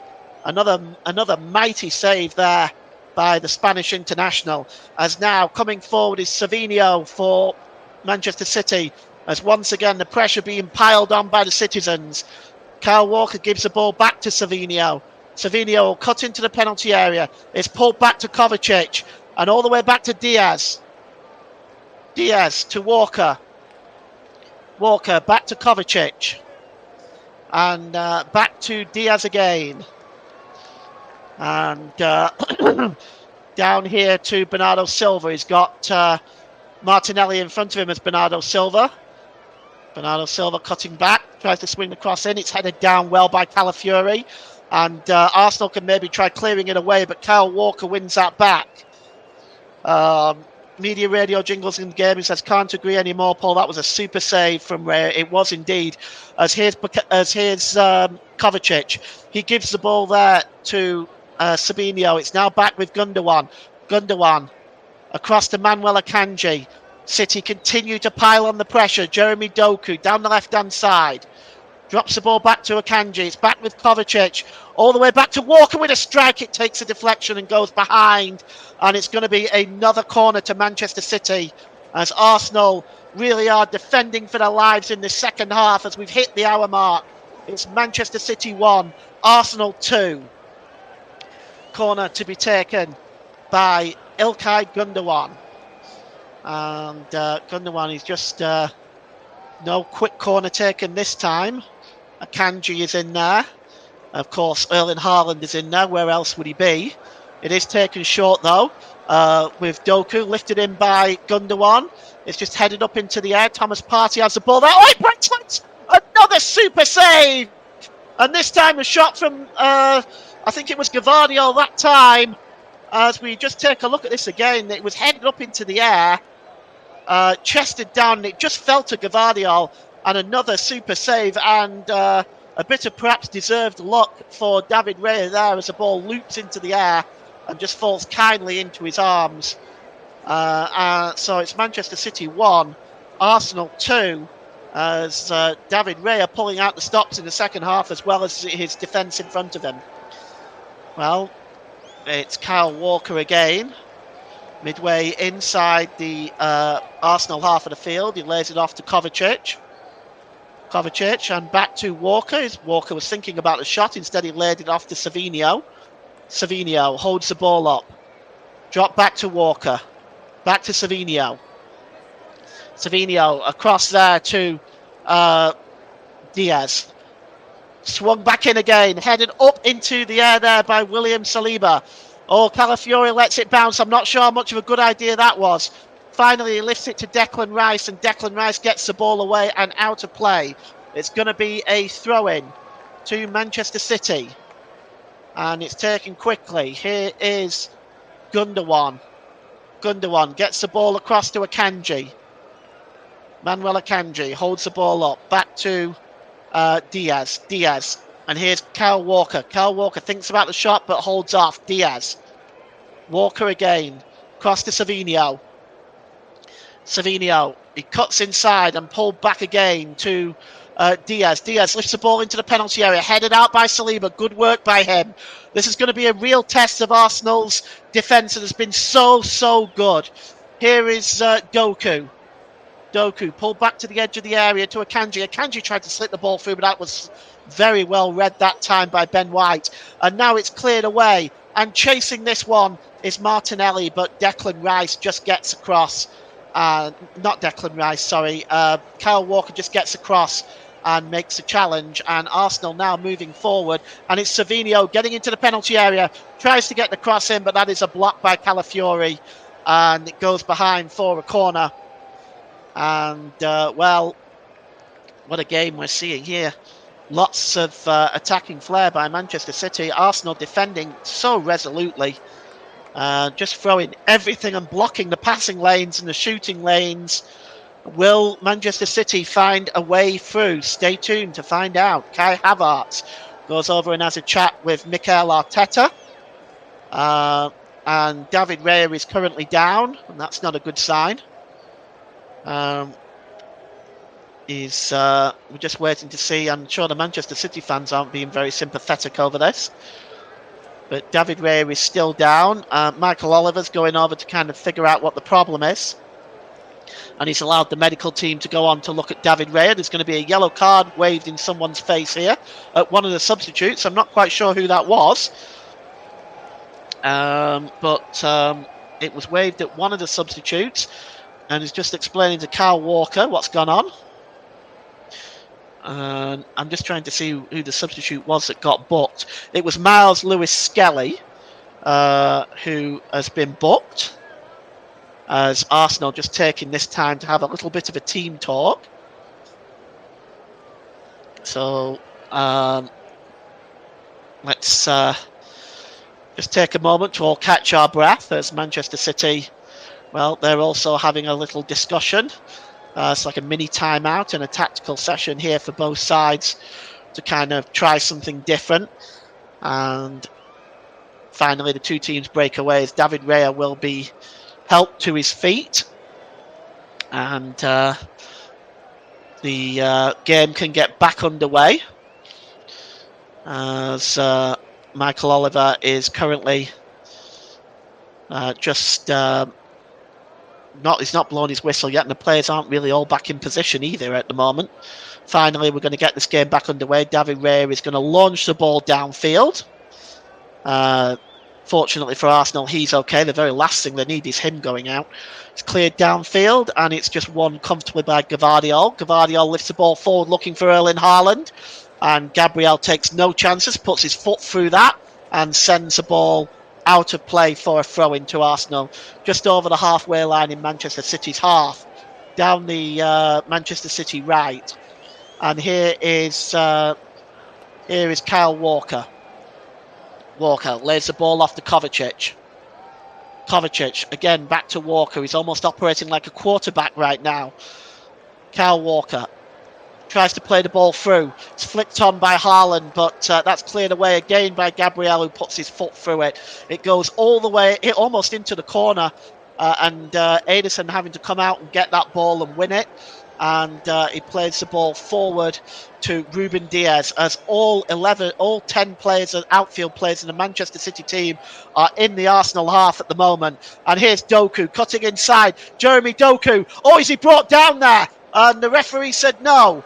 And play goes on. And it's won back there by Gavardio as a clearance was made. But I just wonder whether there was a foul on Doku. No appeals anyway. And here is Kovacic. Kovacic hands the ball back to Walker. It's a good ball there to Bernardo Silva. Bernardo Silva plays the ball across to Manuel Akanji. Akanji to Doku again. Doku skips towards the middle again. He's looking for options. He finds Kyle Walker. Kyle Walker back to Doku. Doku maybe gets a shot away here, or it's blocked. Cleared away by Kai Havertz. Back to the halfway line, and once again Ederson storming out of his goal. And he gives the ball to Ruben Diaz. Diaz across to Gundogan. Gundogan to Savinho. Savinho plays the ball across there to Kovacic. Back to Savinho. Savinho. And across there to Akanji. Akanji 30 yards out. Gives the ball to Doku. Doku. Looking for options left and right. He plays the ball across here to Diaz and then to Walker. Back to Diaz. Diaz will probably go across there to Doku again. He does. Doku now down the left. Played across to Akanji. Is Akanji going to have a shot on goal? He does. It's a good block by Saliba, and it's headed on there that time by Kai Havertz, but no distance on it, and it's with Jeremy Doku. Doku cuts inside from the left. Across to Kyle Walker. Kyle Walker thinking about the shot. Getting the tackle in with Declan Rice, but only as far as Savinho. And Savinho with a strike, and it's just over the crossbar. And, well, we're going to see a substitution now. We're going to see Phil Foden coming on for Jeremy Doku. And, of course, this will add a little bit more extra pace to Manchester, fresh legs and extra pace to the Manchester City attack. As Jeremy Doku comes on, and we have 21 minutes left in this game as time ticking down. And it's going to be a goal kick for Arsenal, which David Raya clears downfield, and it just goes over everybody's head, and it's a free kick to Arsenal as Kai Havertz is alleged to have been fouled by Mateo Kovacic. Let's have a look at this again. Ruben Diaz doesn't think so. We'll just see what's happened here. It's actually with Ruben Diaz, not Kovacic. Looks like his arm just got in the face of Kai Havertz, and it's going to be a free kick to Arsenal. Midway inside the City half of the field. I don't suspect they'll venture too many men forward, but we'll see. 2-1. Arsenal have 20 minutes to hold on to this if they want to claim all 3 points and move to the top of the Premier League table this evening. The free kick is to be taken by Declan Rice. And it's going to be launched towards the penalty area. Declan Rice just holding on. It's a high line by Manchester City, well outside the 18-yard box. It's launched in and headed down here to Calafiore, who just not able to control it.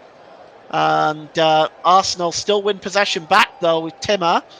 And it's dropped back there to Ben White. Ben White goes long over to the left-hand side, looking for Martinelli. Martinelli picks it up under pressure from Kyle Walker, and Walker wins the ball. And now Walker breaking away now for Manchester City, as they will break forwards in numbers. Manchester City across to Phil Foden. And here is Kovacic. Kovacic, Arsenal desperately trying to get back into position. Here's Manuel Akanji. Down the left there to the number 26, Savinho. He's switched over to the left-hand side with Phil Foden on the right. And here's Diaz. Diaz holds the ball up. Gives the ball to Gundogan. Gundogan to Kovacic. Back to Gundogan again. Gundogan may fancy a shot here. Instead, he goes over to Foden. To Bernardo Silva. Cuts inside. And here is Kovacic. Kovacic back to the number 25 Akanji. Here's Foden. He lays the ball off. And it's with Manuel Akanji. With Ruben Diaz. It takes a deflection and bounces kindly to David Raya, who threw himself to the right-hand side. Oh, on another day, that might have deflected and gone the other way. But David Raya getting a little bit of luck there. And it just deflects off two players, one being Calafiore, the other one being Foden. And it just bounces very, very kindly for David Raya as Gabriel is having words with the official. Looks like we are going to see another Arsenal substitute. I'm just trying. It looks like that's Jakub Kivior, who may be coming on for Arsenal. Gabriel is still having words with the official. And, we'll just see exactly what happens here. Declan Rice also speaking to the Arsenal manager, Mikel Arteta. Just trying to see who it is. I think it is Kivior that's coming on. We'll just see now the change is going to take place. I'm just wondering who it might be. I think it may be Ricardo Calafiore that's actually coming off. Calafiore is limping. Well, he's moving gingerly. Let's see who is coming off. It may be Timmer. It's definitely Kivior, but I'm just not sure who it is who is making way. We're going to see. I think it may be Calafiore because he's gone off the other way. Yes, it is Calafiore. So he has gone off. Ricardo Calafiore, the goal scorer for Arsenal, and coming on is Jakub Kivior. As it's back with David Raya now, and he's picked up the ball. Media, radio, jingles and gaming said David Raya has done some wonderful goalkeeping for Arsenal so far. Well, definitely made some vital saves tonight, and obviously in the in the Atalanta game as well. It's headed on here by Kai Havertz, looking for Declan Rice. Declan Rice putting Gvardiol under pressure along with Timmer. Timmer just tries to skips away from Gvardiol, and he's still got it as Timmer tries to play the ball across, but nobody gambling up there.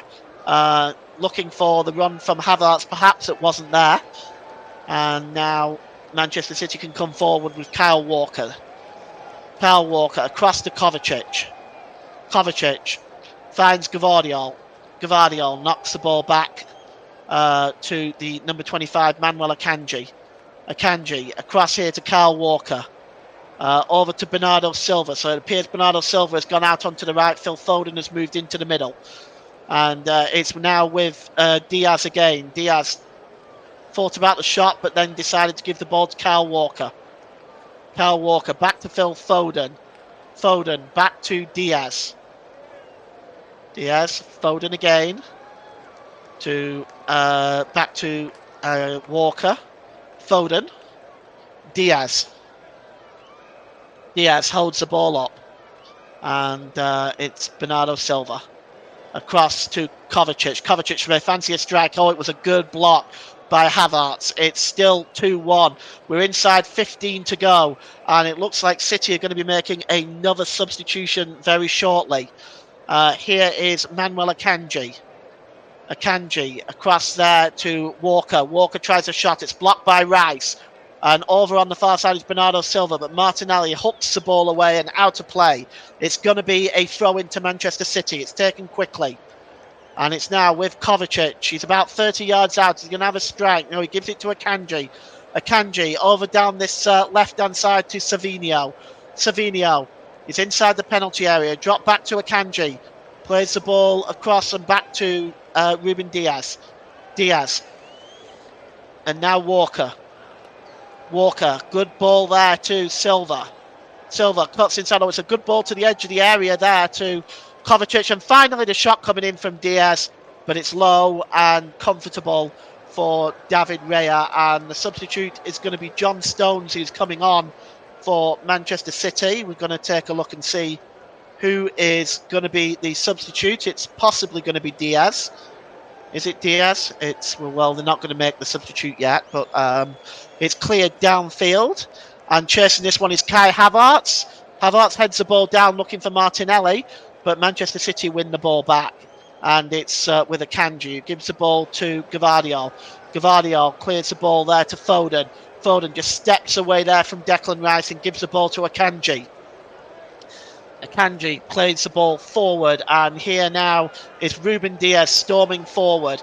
He's had an excellent game tonight as Ruben Diaz. Diaz to Gundogan, back to Walker. Walker plays the ball back to Gundogan and played in there to Erling Haaland, who tries to get a shot away, but it's blocked. Somehow Arsenal just holding their own here. Declan Rice tries to clear the ball away from Bernardo Silva, gets it past the halfway line. Out comes Ederson again, almost to the halfway line to try to keep the pressure on Arsenal. Here's Ruben Diaz. Diaz is about 35 yards out. Gundogan tries to play the ball through to Haaland, gets it back. Manuel Akanji now, looking for options left and right. It's now back to Diaz, thinks about the shot, gives the ball to Phil Foden. Foden scuttles into the penalty area and tries to get a shot away, but it's over the crossbar. And it's going to be a goal kick. It's going to be a double substitution for Manchester City. It's going to be Jack Grealish and John Stones coming on. And coming off is Kyle Walker, which is an interesting choice. And also Savinio. So they're adding some extra pace down the flanks here to try to put some pressure on that tired Arsenal defence. Savinio and Walker are off. Stones and Grealish are on. Well, it's going to be a goal kick as we've got 12 minutes to go in this game. It's Manchester City 1, Arsenal 2 at the Etihad Stadium. 10 men Arsenal holding on. The ball is flicked on that time by Martinelli, but it goes all the way through to the Manchester City goalkeeper, Ederson. And now Gvardiol coming forward. Jack Grealish could be the difference maker in this game if they can bring him into it. Here is Gundogan to Akanji. Good ball there to Grealish. Back to Manuel Akanji.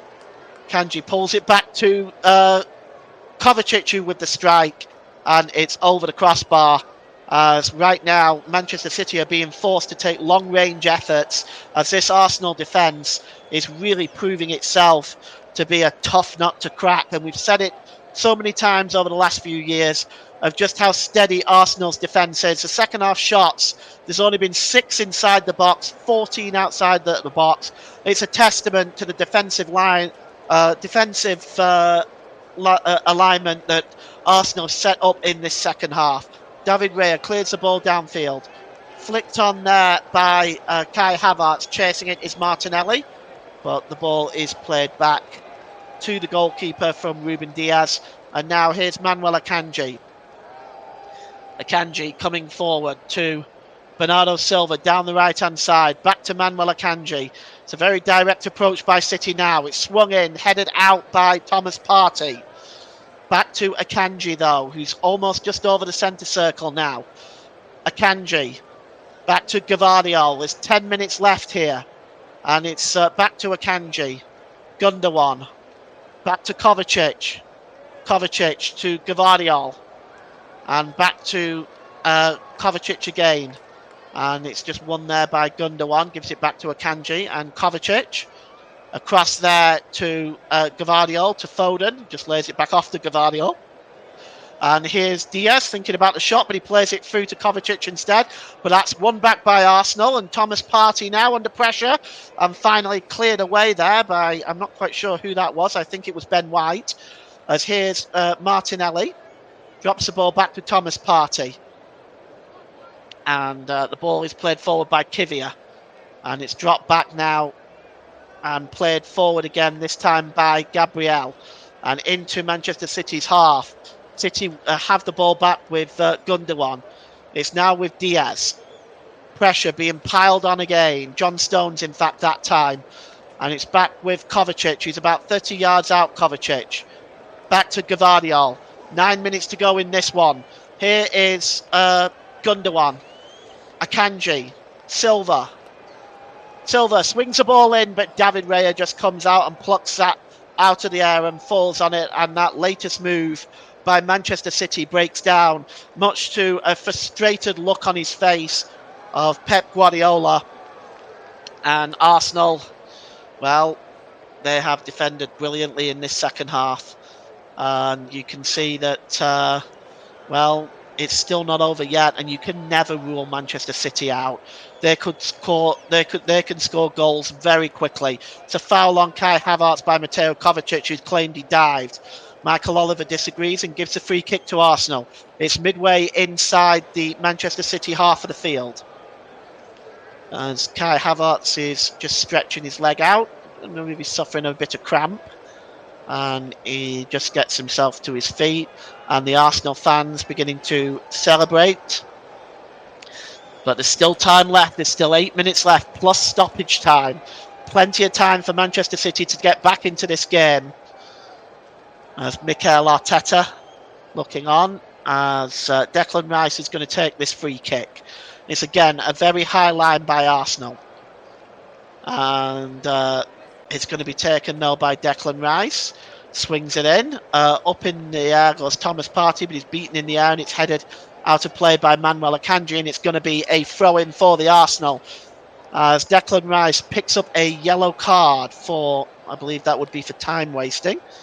So Declan Rice going into the referee's notebook on 83 minutes. So the throw-in is level with the Manchester City penalty area. It's going to be taken by Kivia, looking for Kai Havertz, but it comes off Martinelli and goes behind for a goal kick. Ederson taking it quickly, releases the ball here, and off on his way now goes Jack Grealish. The first time he's really being brought into this game. Grealish drops the ball back there to Kovacic. It's now with Gundogan, and it's Grealish. Grealish gives the ball to Kovacic, and it's with Akanji. Thought about a shot, but played it to Bernardo Silva. Bernardo Silva cuts inside, and it's across to Ruben Diaz. Diaz thinking about the shot, but it's held up. And it's now with the number 10, Grealish. Drops it back to Akanji. Akanji's going to swing that ball in, but David Raya comes out and claims the ball. And that's a good save by David Raya. And, well, Arsenal have holding off so well here. Manchester City, you just begin to wonder whether they're running out of ideas. But David Raya clears the ball downfield. And it's just flicked on that time. And goes all the way back through here to Gvardiol. Gvardiol releases the ball across to Manuel Akanji.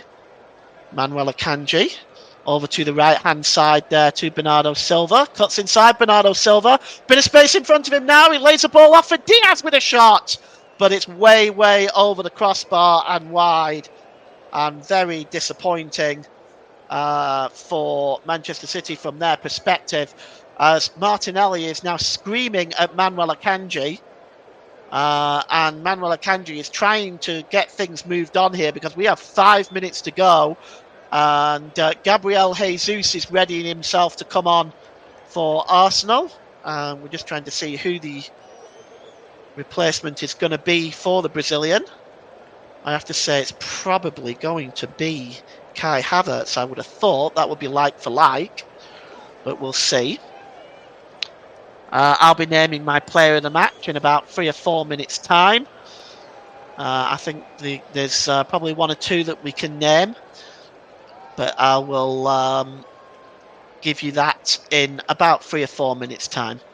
The ball is won there and goes out of play from Manchester City. It's going to be a throw-in, or actually it's going to be a throw-in for Manchester City.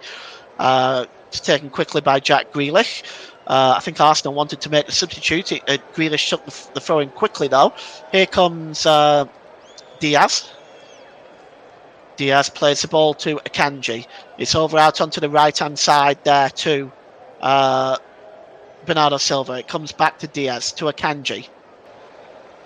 Akanji to Kovacic. Kovacic is about 30 yards out, gives the ball to Gvardiol. Gvardiol. Lifted in by Gundogan, the head up by Foden, and just headed out by Partey only to the edge of the area. Super save from David Raya! From the shot from Gvardiol. Forces a super save from the Arsenal goalkeeper one more time. He caught it so sweetly on the volley there, Gvardiol. And Raya gets down to his right-hand side to make that save. And that is a good stop. It broke loose, but Gundogan certainly nowhere near it. The substitute has been made, and it's actually Gabriel Martinelli for Jesus. So whether Jesus is going to go down to the left-hand side, I think is probably what's going to happen. So Jesus is on for Martinelli, and here's Kovacic. And it's with Ruben Diaz. Diaz holds the ball up to Gundogan. Gundogan lays the ball off to Akanji. And here's Bernardo Silva. And it's launched into the box there that time by Ruben Diaz. Diaz lays the ball off now to the number 24 Gavardiol. It's back to Akanji. Akanji lifts the ball in. It's headed up into the air there by Jesus and helped on by Thomas Partey. Only as far as Ruben Diaz. It's still about 35 yards out. Diaz lays the ball off to Fodu, gives it to Kovacic. It's now with Akanji. Down on the right-hand side to Silva. Back to Ruben Diaz. And now here is Kovacic. Kovacic back to Diaz. Diaz to Bernardo Silva. 2 minutes left here. The next stoppage and play, I'll give you the player of the match. Here's Kovacic. Kovacic to Grealish. Grealish plays the ball across there to the number 3, Diaz. Diaz back to Kovacic again. Kovacic holds the ball up. Good ball here to Akanji. Corner of the penalty area, right-hand side.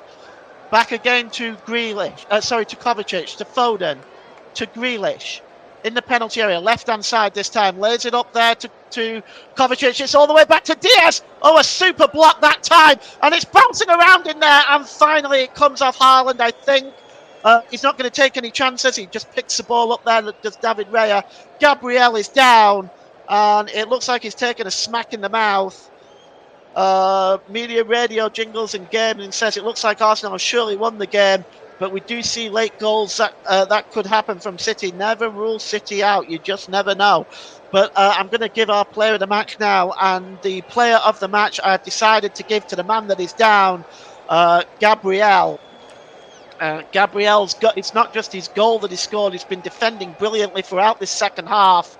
And he, for me, has earned the player of the match. So today's player of the match, as sponsored by Commentary Services, goes to Arsenal's number 6, Gabriel.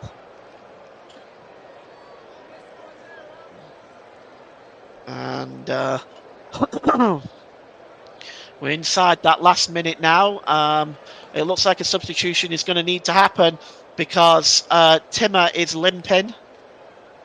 And he's gone down again. And this is not what Arsenal need. Another injury. Jurrien Timmer is looking at making a switch. He's still down. They've got one more substitute, of course, to Arsenal. They're furious at the Manchester City players. They're demanding that this game get back underway. Timmer is still down. He got up momentarily, but he was limping. We have got 7 minutes of stoppage time at the end of this game. Timmer is still limping. I'm not sure where the 7 minutes have come from, but 7 minutes it is, and Timmer is down. Yes, Ross, I just actually named the player of the match. The player of the match is Gabriel. I've already named the player of the match. So it is another yellow card is coming out now, to whom I'm not sure. We'll just see. Bernardo Silva it is, in fact. So Bernardo Silva finds his way into the referee's notebook. And in 1 minute into stoppage time, as looks like a substitution is going to be made by Arsenal. Just trying to see who it is, actually. I suspect Timmer is coming off. Yes, Timmer is coming off. And coming on is Miles Lewis-Skelly is coming on for Arsenal. So Miles Lewis-Skelly is on and Jurrien Timmer is off.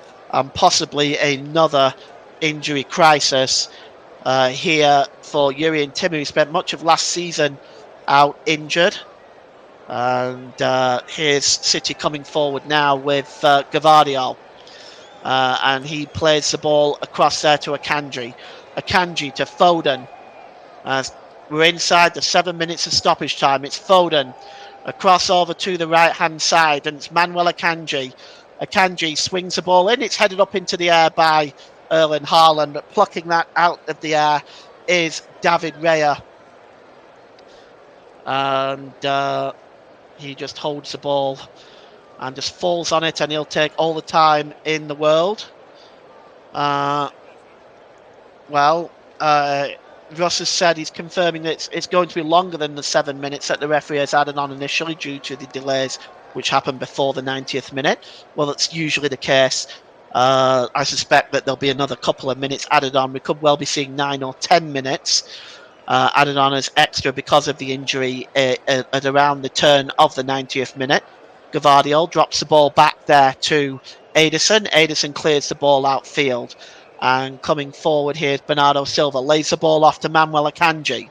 Akanji storming over the halfway line. It is still 2-1 to Arsenal as we're inside stoppage time. It's Gundogan across to Silva. Silva gets the ball back to Foden. Foden across to Ruben Diaz. And here's Gvardiol. Grealish now down the left-hand side. Getting into the penalty area. Back to Gvardiol. Gvardiol. Arsenal's defence holding tight so far. Diaz. Back to Foden down the right-hand side, and it's Kovacic there who just lays the ball off to Diaz. Diaz thinking about the shot, gives it to Foden. Oh, good interception that time by Gabriel Jesus, and cleared out of play by Miles Lewis-Skelly, and it's going to be a throw-in for Manchester City as Foden demanding that they hurry this up. It's Manuel Akanji. Time ticking down for Manchester City. Still 2-1 to Arsenal. It's now with Gvardiol. Down the left-hand side there to Jack Grealish. Grealish cuts inside. He stumbles over, but Grealish still maintains possession as Kai Havertz had it for a moment, but he was comfortably dispossessed. Here's Grealish. He's about 30 yards out. Given to Foden. Over to Bernardo Silva. Bernardo Silva's got Jesus in front of him. Good challenge by Jesus on Bernardo Silva. And now, can Jesus break forward for Manchester City? For Arsenal. He holds the ball up well and drops it back to Lewis-Skelly. Skelly under pressure from Gundogan. And he decides to drop the ball back to Gabriel, our player of the match, who launches the ball downfield. And it goes out of play. And the throw-in is taken quickly. And here's Kovacic now for Manchester City. Desperate times for City. Here's Foden to Silva. Down the right-hand side. Pulled across there to Ruben Diaz. But just nipping in there was Thomas Partey. And Phil Foden lays it off back to Ederson. Ederson gives the ball to Grealish now down the left-hand side. He's also got Gvardiol in front of him as Grealish. Grealish cuts inside. The ball's across there to Phil Foden. Foden tries to get a shot away. Really good block by the Arsenal there. And now it's back with Silva. Cutting across him now is Gabriel Jesus making a wonderful challenge. Gabriel Jesus just holds the ball up now. He's almost by his own corner flag and falls over the ball, and he ends up running it behind for a corner to City. It's taken quickly by Bernardo Silva. And did Gabriel Jesus nip in and kick the ball away? I think he did. It's going to be a booking for Gabriel Jesus for kicking the ball away. When will these Arsenal players learn you can't kick the ball away? It's now a corner to Manchester City. Booking for Gabriel Jesus, kicking the ball away. And the corner is going to be taken here by Bernardo Silva. He swings it in. Raya comes for it and claims it with authority. And he falls on the ball as we go into the last minute of stoppage time, the minimum of 7. Of course, it's likely that Michael Oliver will add on a few more minutes as a consequence of the injury to Timmer. As David Raya will take all the time in the world to clear this ball now. And finally, he launches it downfield, right-footed And just nipping in there is Kai Havertz. Oh, Havertz may just get in there, but Ederson just gets in front of Havertz and blocks out that attempt by the German international. And now all of a sudden, City coming forward with Akanji. Manuel Akanji just drops the ball across to Ilkay Gundogan. Ticking down now, Ruben Diaz. Diaz down the left-hand side to Jack Grealish. Can Arsenal hold on? Grealish gets into the penalty area, and that is a really good interception by Saliba, who knocks the ball behind for a corner. And it's a corner for Manchester City, taken quickly by Grealish. Grealish inside the penalty area now. They can't let him get too close. It's back to Foden. He's blocked. Oh, he's in. He's in. Oh, the goal has been scored. Oh, last minute of extra time. And I'm not quite sure it's John Stones a substitute. Oh, that is heartbreak for Arsenal. John Stones a substitute. Pushes the ball over the goal line. I thought they let the substitute Grealish get in too close, too tight, and they allowed that move to take place. John Stones is the goal scorer. It's 2-2. It's heartbreak for Arsenal, but at the end of the day, they would have taken a point from this game from the beginning, as David Raya just sits on his knees. He can't believe it. Gabriel there. Let's just take a look at this. The corner was taken quickly. Grealish was onside, no question. Grealish cuts inside. The shot is, I think that's by Kovacic. It hits the Arsenal defender, Kivia. And of course, David Raya has already flown to his left-hand side. It hits Kivia and then just breaks loose to John Stones. And it's 2-2. And all of a sudden, the two players are coming together. What is happening here? I just wonder whether the VAR are checking this. But the two teams have come together, and there's a lot of disagreement going on right now. I think this is being reviewed by VAR. This is being reviewed by VAR. Has the goal been given? I really don't know at this stage. Arsenal are arguing. City have moved away, so I assume it has been given. Indeed it has, and the game gets back underway. So it's 2-2. And down there goes Thomas. Oh, it was over an incident with Thomas Partey, actually. And everybody is... the tempers are flared in this game, all right. It's been a challenging game for both teams, and you can see there that Haaland is going over to be having a word by Michael Oliver, and really now everybody just needs to keep their heads. Arsenal can't afford to have any more players suspended. They've already lost Timmer today.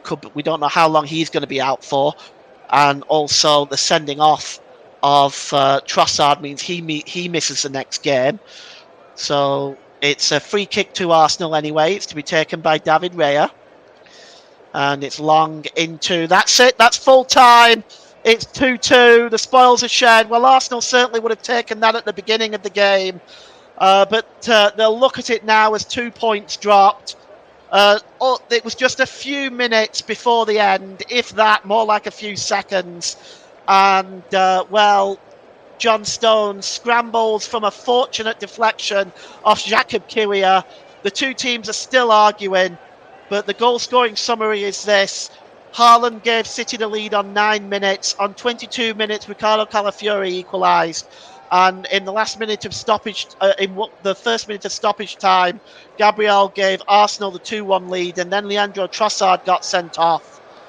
And finally, in the last minute of stoppage time, John Stones capitalises on a fortunate deflection, and we end this game at the Etihad Stadium of Manchester City 2, Arsenal 2.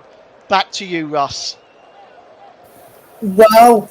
What a game of football. Just as Arsenal thought they would have won it deep into stoppage time, heartbreak happened as England's John Stones rescues a point for the citizens. We'll get Paul James's overall thoughts shortly on this enthralling Premier League encounter.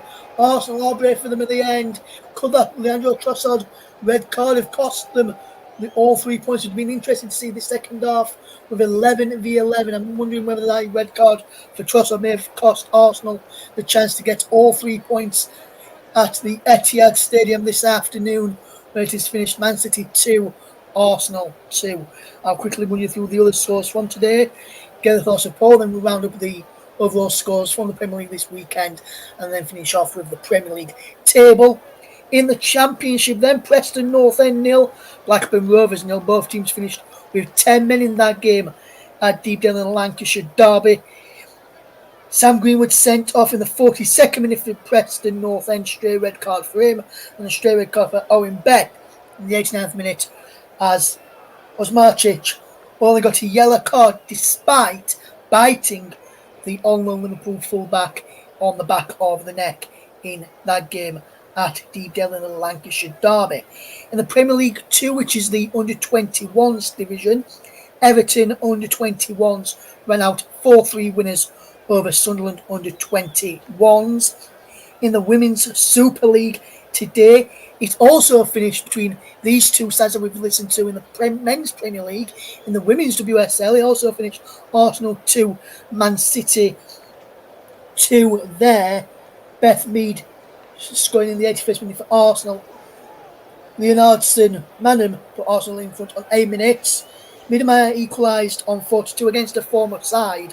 Jess Park then put City into the lead before Beth Mead got a point for the Gunners at the Emirates. Liverpool 1, Leicester 1 in the WSL. Og with the goal in first half stoppage time for Liverpool. Rantala equalised on 53 minutes, and that's the way he stayed in that game, which was played at Prenton Park, which is also the home of Tranmere Rovers. Tottenham Hotspur against Crystal Palace in the Women's Super League as well. 4-0 win for Spurs. Rasso, Naz, Spence and Etina with the goals there. That game was taking place at Brisbane Road, which is also the home of Leyton Orient Football Club.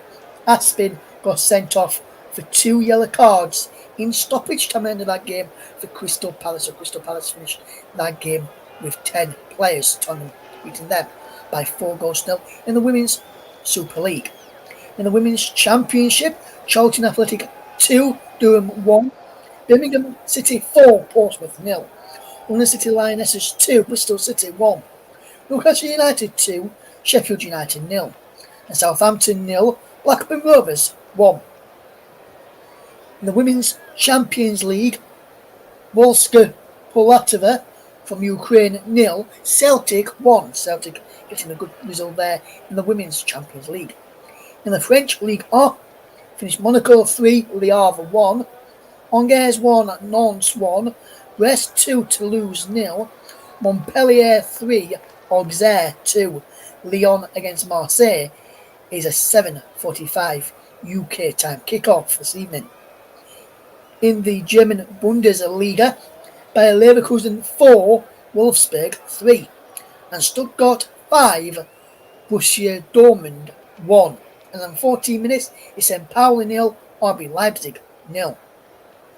In the Dutch Eredivisie today, 4 games took place today. Heerenveen 2, Groningen 1, Almere City 0, FC Twente 5, Feyenoord 2, NAC Breda 0, and Fortuna Sittard 1, PSV Eindhoven 3. In the Scottish League Cup, Celtic 5, Falkirk 2.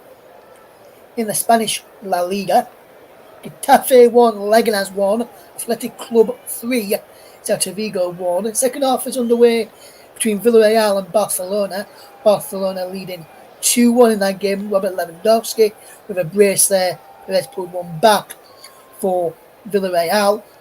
Nicola Pepe thought he'd equalised into the second half just a couple of minutes ago. That was disallowed for offside. And Marc-Andre ter Stegen has been substituted on a stretcher in that game for Barcelona this afternoon. And at 8 o'clock is Rayo Vallecano taking on Atletico de Madrid in that one at 8 p.m. this evening. We'll keep you up to date. If you want to find out the score from the games that are taking place right now, latest scores, head on over to your websites where you find your scores and check out the results there. Before we get the classified check from the Premier League for the weekend score, which you can weekend's games, which you can see scores going across the bottom of your screen. Before I read those out here at the end of the Premier League table, let me just fetch back in your match commentator for this afternoon's game. Paul James has done absolutely fantastic commentary there this afternoon, Paul. But Paul, now you've got your breath a bit. Just talk us through that game as a whole, and what's your overall thoughts on the game?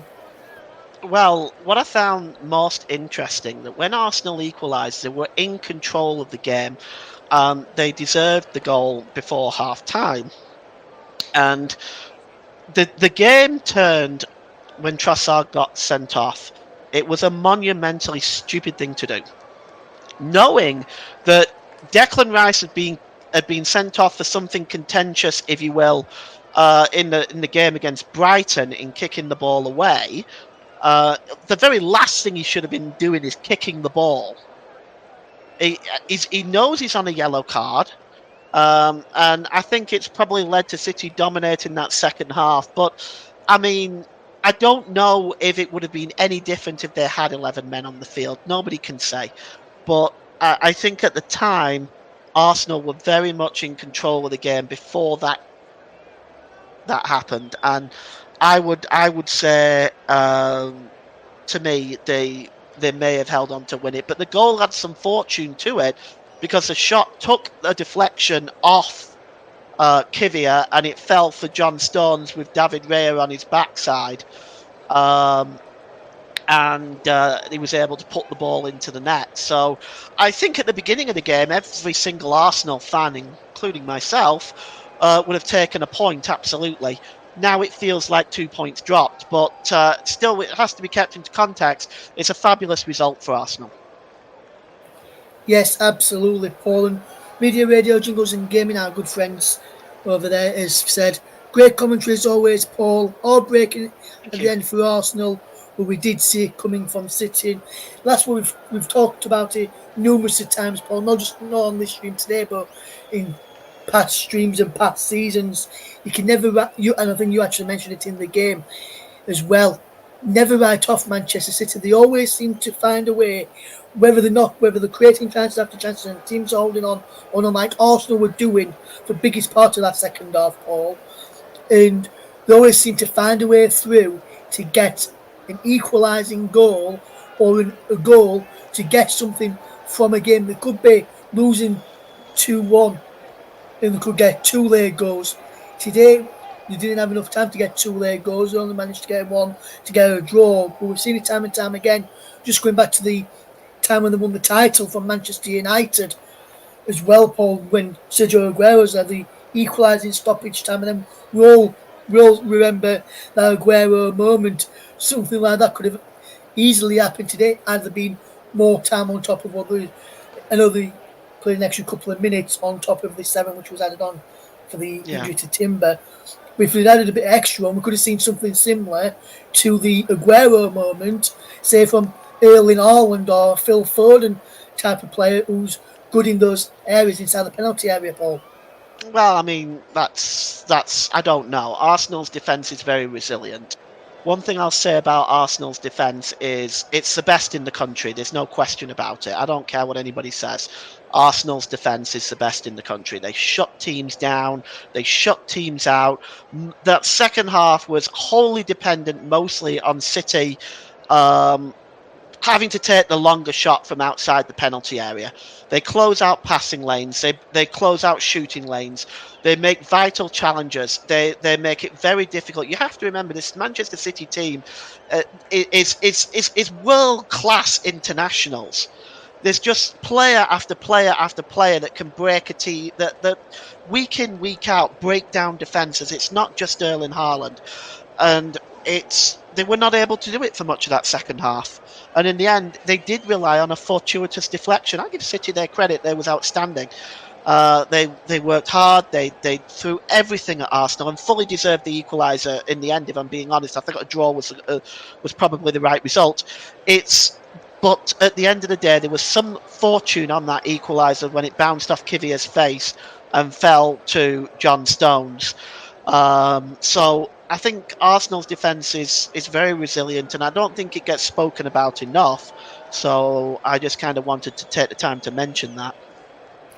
Yeah, you're actually spot on to and right to actually mention that because they've been brilliant this season, the Arsenal defence. When you look at some of the results that Arsenal have got this season, Paul, if you just look back at the game against Tottenham last, last week, which obviously I know I covered and you did in Tottenham, 15 attempts to Arsenal's 8.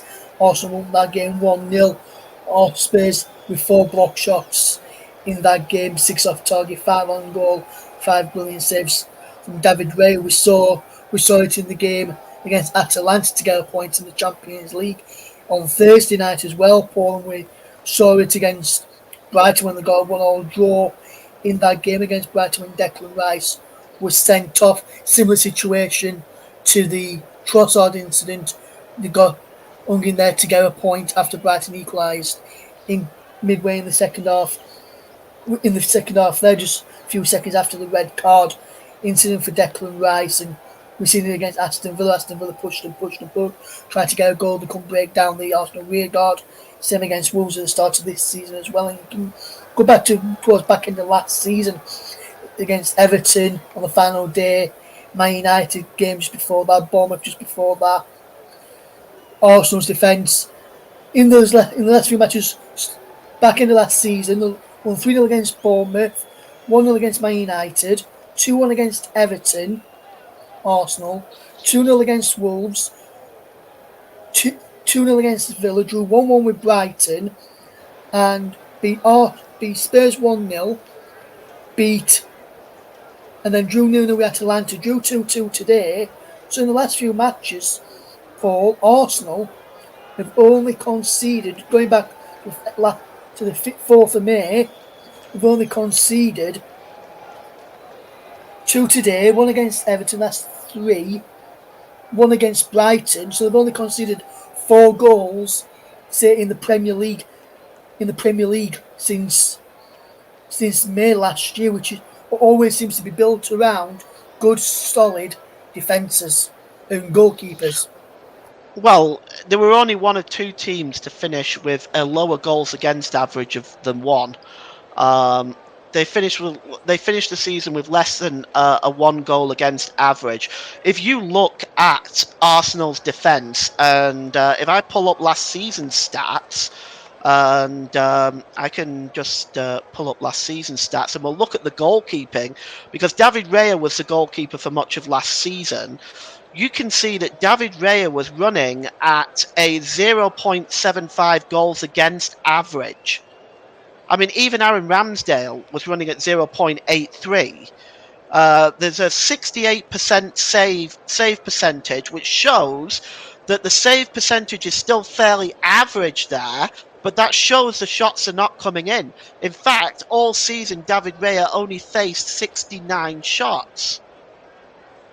That's testament to Arsenal's defence. And those are your statistics. Those are the information that I collect in my prep work. As you know, you've seen the prep work I put into commentaries. But you're looking at 69 shots all season that Arsenal have faced in 38 games. So if you face 69 and you divide that by 38, that's an average of under 2 shots on his goal a game. Yes, absolutely, Paul. Absolutely. What really good stuff. They will bring it in a second. We'll bring in Mike Ornament to get his thoughts. But just one final thing to ask you then, Paul. Obviously, you're in Mikel Arteta's shoes, and we'll ask Mike same question in a moment as well, after I've got his overall thoughts on the game today. But putting Mikel Arteta's shoes right now, Paul, 2-2 draw, being 2-1 up in the game, 2-1 up since the end of first half stoppage time. First minute of first half stoppage time that he had until the stoppage time at the end of the second half. Trossard getting sent off. What would you be thinking after that performance today, only to come away from the Etihad with a draw after leading for so long in the game, Paul? If he was in Well, Arteta's I think shoes. he's gonna have mixed feelings, isn't he? He's gonna have feelings. He's gonna see it as 2 points drop. Excuse me, I apologise. He's gonna see it as 2 point. He's gonna see it as 2 points dropped. But he's also going to be happy to have picked up a point with all the injury problems and the fact that he had 10 men for the entire second half. They'll look at that as a as 2 points dropped, but he'll also look at it as a good result to come away from the Etihad with a 2-2 draw when he's played one half of football with 10 men. Yes, absolutely, Paul. Thank you very much. There's the thoughts of Paul James. Now we're going to fetch in one of our good friends of the channel, another contributor to the channel, in our good friend Mike Ornament, who's with us right now. First of all, Mike, how you doing, my friend? You all good? Wow, just getting my breath back after that. But yeah, doing well, thanks. How are you, mate? All good, thank you, Mike. Mike, just while we've got you then, Mike, just talk to us about the overall game today from your perspective, having watched that game this afternoon. Wow, what a game of football. First of all, what an advert for Premier League football. Like, that is the first thing I need to say, because that is two fantastic teams, two teams that have been challenging for the last few seasons and will challenge again this season. And one will come out on top, obviously, hopefully Arsenal. But I just feel that performance today, without Martin Odegaard, without Bukayo Saka for the whole of the second half after he had to be substituted as well, without Leandro Trossard, after his red card, especially in the second half, I thought we were excellent. I think we defended brilliantly. I think that, yes, it hurts to concede a goal last minute like that, but if you were to ask any Arsenal fan before the game, would we have settled for a point? 100%. If you're going to go to the Etihad, don't lose the game, and we haven't lost the game, so it's still a positive result in that aspect. But yeah, it could have been so much better. Obviously, we'll go back right to the 8th minute when Erling Haaland scored for City, and then I think a lot of Arsenal fans thought, well, this is Erling Haaland at his best, and Manchester City, could actually run away with this, and if they get the next goal, it could have been 2 or 3. But we showed a lot of fight, we showed a lot of heart, we showed a lot of hunger, and a cracking finish from Calafiori. That's not a bad way to get your first goal in the Premier League, is it? And then obviously the goal from Gabriel as well to put us ahead. But as I say, after the red card for Leandro Trossard, which I think is a red card, by the way, yes, the consistency factor has to be brought into it, because Doku should have been booked for kicking the ball away earlier in the half as well. But not to take that away from Leandro Trossard's stupidity there, because I do feel that was the case when you're on a yellow card. We see it with Declan Rice earlier in the season. You don't boot the ball away and stop play like that, because you are going to get punished. And the punishment there was a second yellow. But yeah, after that, we defended brilliantly. And as I say, very proud of the effort. Yes, and Mike, you heard me asking Paul the question at the end there before Stewing. I'm going to put you in Mikel Arteta's shoes right now. You were leading for quite a bit of that game today, 2-1, and only to be pegged back in the 98th minute, especially when played the entirety of the second half. A man down in the closing few stages in the first half, a man down as well. What would you be thinking after that performance today, and what would you be saying to the players right now? First of all, you've got to tell them how proud you are after that, because what was it? I think we had 53 minutes, I think it was, of the second half, something like that. And then obviously Man City scored with virtually the last kick almost. So we defended very, very well for all of that. And first of all, you have to say how proud you are of the team. As I say, yes, it does hurt not to get the 3 points, because it did look like we were going to up until that last minute John Stones goal. But yeah, just got to say how proud you are of the efforts there of the team. And yes, Leandro Trossard was stupid. It didn't cost us too heavily in the end. Because if Manchester City had scored earlier on in that half, they would have had a lot more time, and we might have had to go for it a bit more, considering as it was all dominant from Manchester City, and we were able to hold firm defensively. And then it would have been a real different test if Man City had scored in the first 5 or 10 minutes of that second half, which they didn't do. So, yeah, just got to be proud of the efforts and, go on to the next one, I suppose.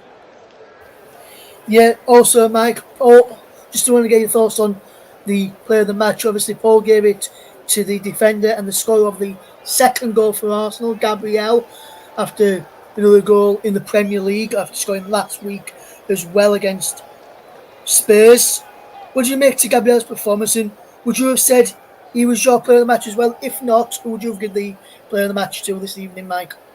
You could have given it to a number of those defenders, to be honest. I think Yuri Timber again was excellent. I think Calafiori had a decent game, took his goal well as well. Saliba did very well against Erling Haaland. Obviously Erling Haaland did score against him this season, which obviously he wasn't able to do last year. But second half, it was routine defensive work for Saliba and for Gabriel. So, yeah, I think Gabriel's a fair shout. Yeah, and Saliba, could have been up there for another mention as well, I'm sure. Yeah, Mike, I just want to get your thoughts as well on David Ray. He made some wonderful saves this afternoon, and he also made some wonderful saves in the week as well, especially that double save against Atalanta in the week. What have you made to his performances so far this season, Mike, since and towards the back end of last season as well when he came in as first choice keeper? I've got 4 words for you. Best in the league. He's the best keeper in the league. Don't care about Edison. Don't care about Alisson. They are good keepers. But David Raya this season has been standout the best keeper in the league. I would have to agree with you there, Mike. I think for me, it'd be up there for me. For me, I think he'd just pick, for me, the one for me, in the top 3 for me would be, I'm not going to get in, and this is in any order, Mike. For me is Raya, Edison, and Alisson, and then it's closely followed by he plays for a team that I don't really rate. But after that, for me, I know Man United are not having a good season, but I think in some of the games, especially yesterday, fantastic double save yesterday from Andre Onana. I think he's in the top 4 for goalkeepers in the Premier League, Mike, and you can see what he means to the Arsenal players to have a goalkeeper in David Raya who's very commanding of his box. And at times last season, Ramsdale would do that for Arsenal, but not to the same extent as what David Raya is doing. Yeah, 100%. I did like Aaron Ramsdale. I thought he was a good goalkeeper. But David Raya has shown that Mikel Arteta's trust in him was right. It was right to go with David Raya as the number 1 goalkeeper. And as much as I liked Aaron Ramsdale, we've upgraded on him with David Raya, I think, personally, for sure. Yes, absolutely. Thank you very much there, Mike, for your thoughts. Let's just quickly, before we do finish in a couple of minutes' time, let me quickly run you through the Premier League scores for the weekend. Starting off on Saturday afternoon, West Ham United 0, Chelsea 3, Aston Villa 3, Wolverhampton Wanderers 1, Fulham 3, Newcastle United 1, Leicester City 1, Everton 1, Liverpool 3, Bournemouth 0, Southampton 1, Ipswich Town 1, Tottenham Hotspur 3, Brentford 1, Crystal Palace 0, Manchester United 0, Brighton and Albion 2, Nottingham Forest 2 was today, and also Manchester City 2, Arsenal 2. So this is how the Premier League table looks, and we'll start off with the bottom half of the table. Man United sit in 11th on 7 points. Brentford, who lost to Tottenham, sit in 12th on 6 points as well. Bournemouth are in 13th on 5 points. West Ham are in 14th on 4 points. Leicester are in 15th on 3 points. Palace are in 16th on 3 points. Ipswich are outside the bottom 3 now on 3 points. Southampton in the bottom 3 on 1 point, Everton in 19th on 1 point, and Wolverhampton Wanderers in rock bottom on a point. Going into the top half of the Premier League table, in 10th is Tottenham Hotspur on 7 points, Fulham in 9th on 8 points, Nottingham Forest after their 2-2 draw with Bournemouth today. They are in 8th place on 9 points, Brighton above them in 7th on 9 points as well. Newcastle in 6th on 10 points. Chelsea in the top 5 on 10 points. Arsenal in 4th on 11 points, a point behind. Aston Villa in 3rd on 12 and Liverpool in 2nd on 12. And they're just 2 points behind the leaders at the moment. And last season's champions, Manchester City, who sit top on 13 points in the table. And as Mike Riley says, crazy day today, as both games between Man City and Arsenal have ended 2-2. 2-2 at the Emirates in the Women's Super League between Arsenal and Manchester City, and then 2-2 at the Etihad this afternoon in the Premier League and the Men's Premier League. Media Radio Jingles and Gaming says Aaron Ramsdale was a good goalkeeper for Arsenal. Bouret has been a much better goalkeeper for Arsenal now. Thank you very much for your contribution throughout this afternoon, Media Radio Jingles and Gaming. Also, thanks to Mike's contribution as well. Sue as well, thank you to yours as well. Luke earlier as well, thank you for your contributions as well. Thank you very much to everybody who's been listening. If you have been listening and not got involved today, thank you very much as well. Your support does really mean a lot to not just myself and not just Paul and Mike, but all the team here at the commentary for anytime you tune in. Big thank you once again to Paul for excellent coverage once again on this Premier League Sunday, Manchester City against Arsenal. Thank you to Mike for his input at the end as well, for his punditry at the end of the game as well. So one thing left for me to say is Arsenal thought they'd won it until up stepped John Stones to rescue a point for the citizens. Full time at the Etihad as we leave you this evening. It's Manchester City 2, Arsenal 2. Thank you very much for listening, and we'll see you again soon here on the Commentary Hub and all our partner channels. Goodbye.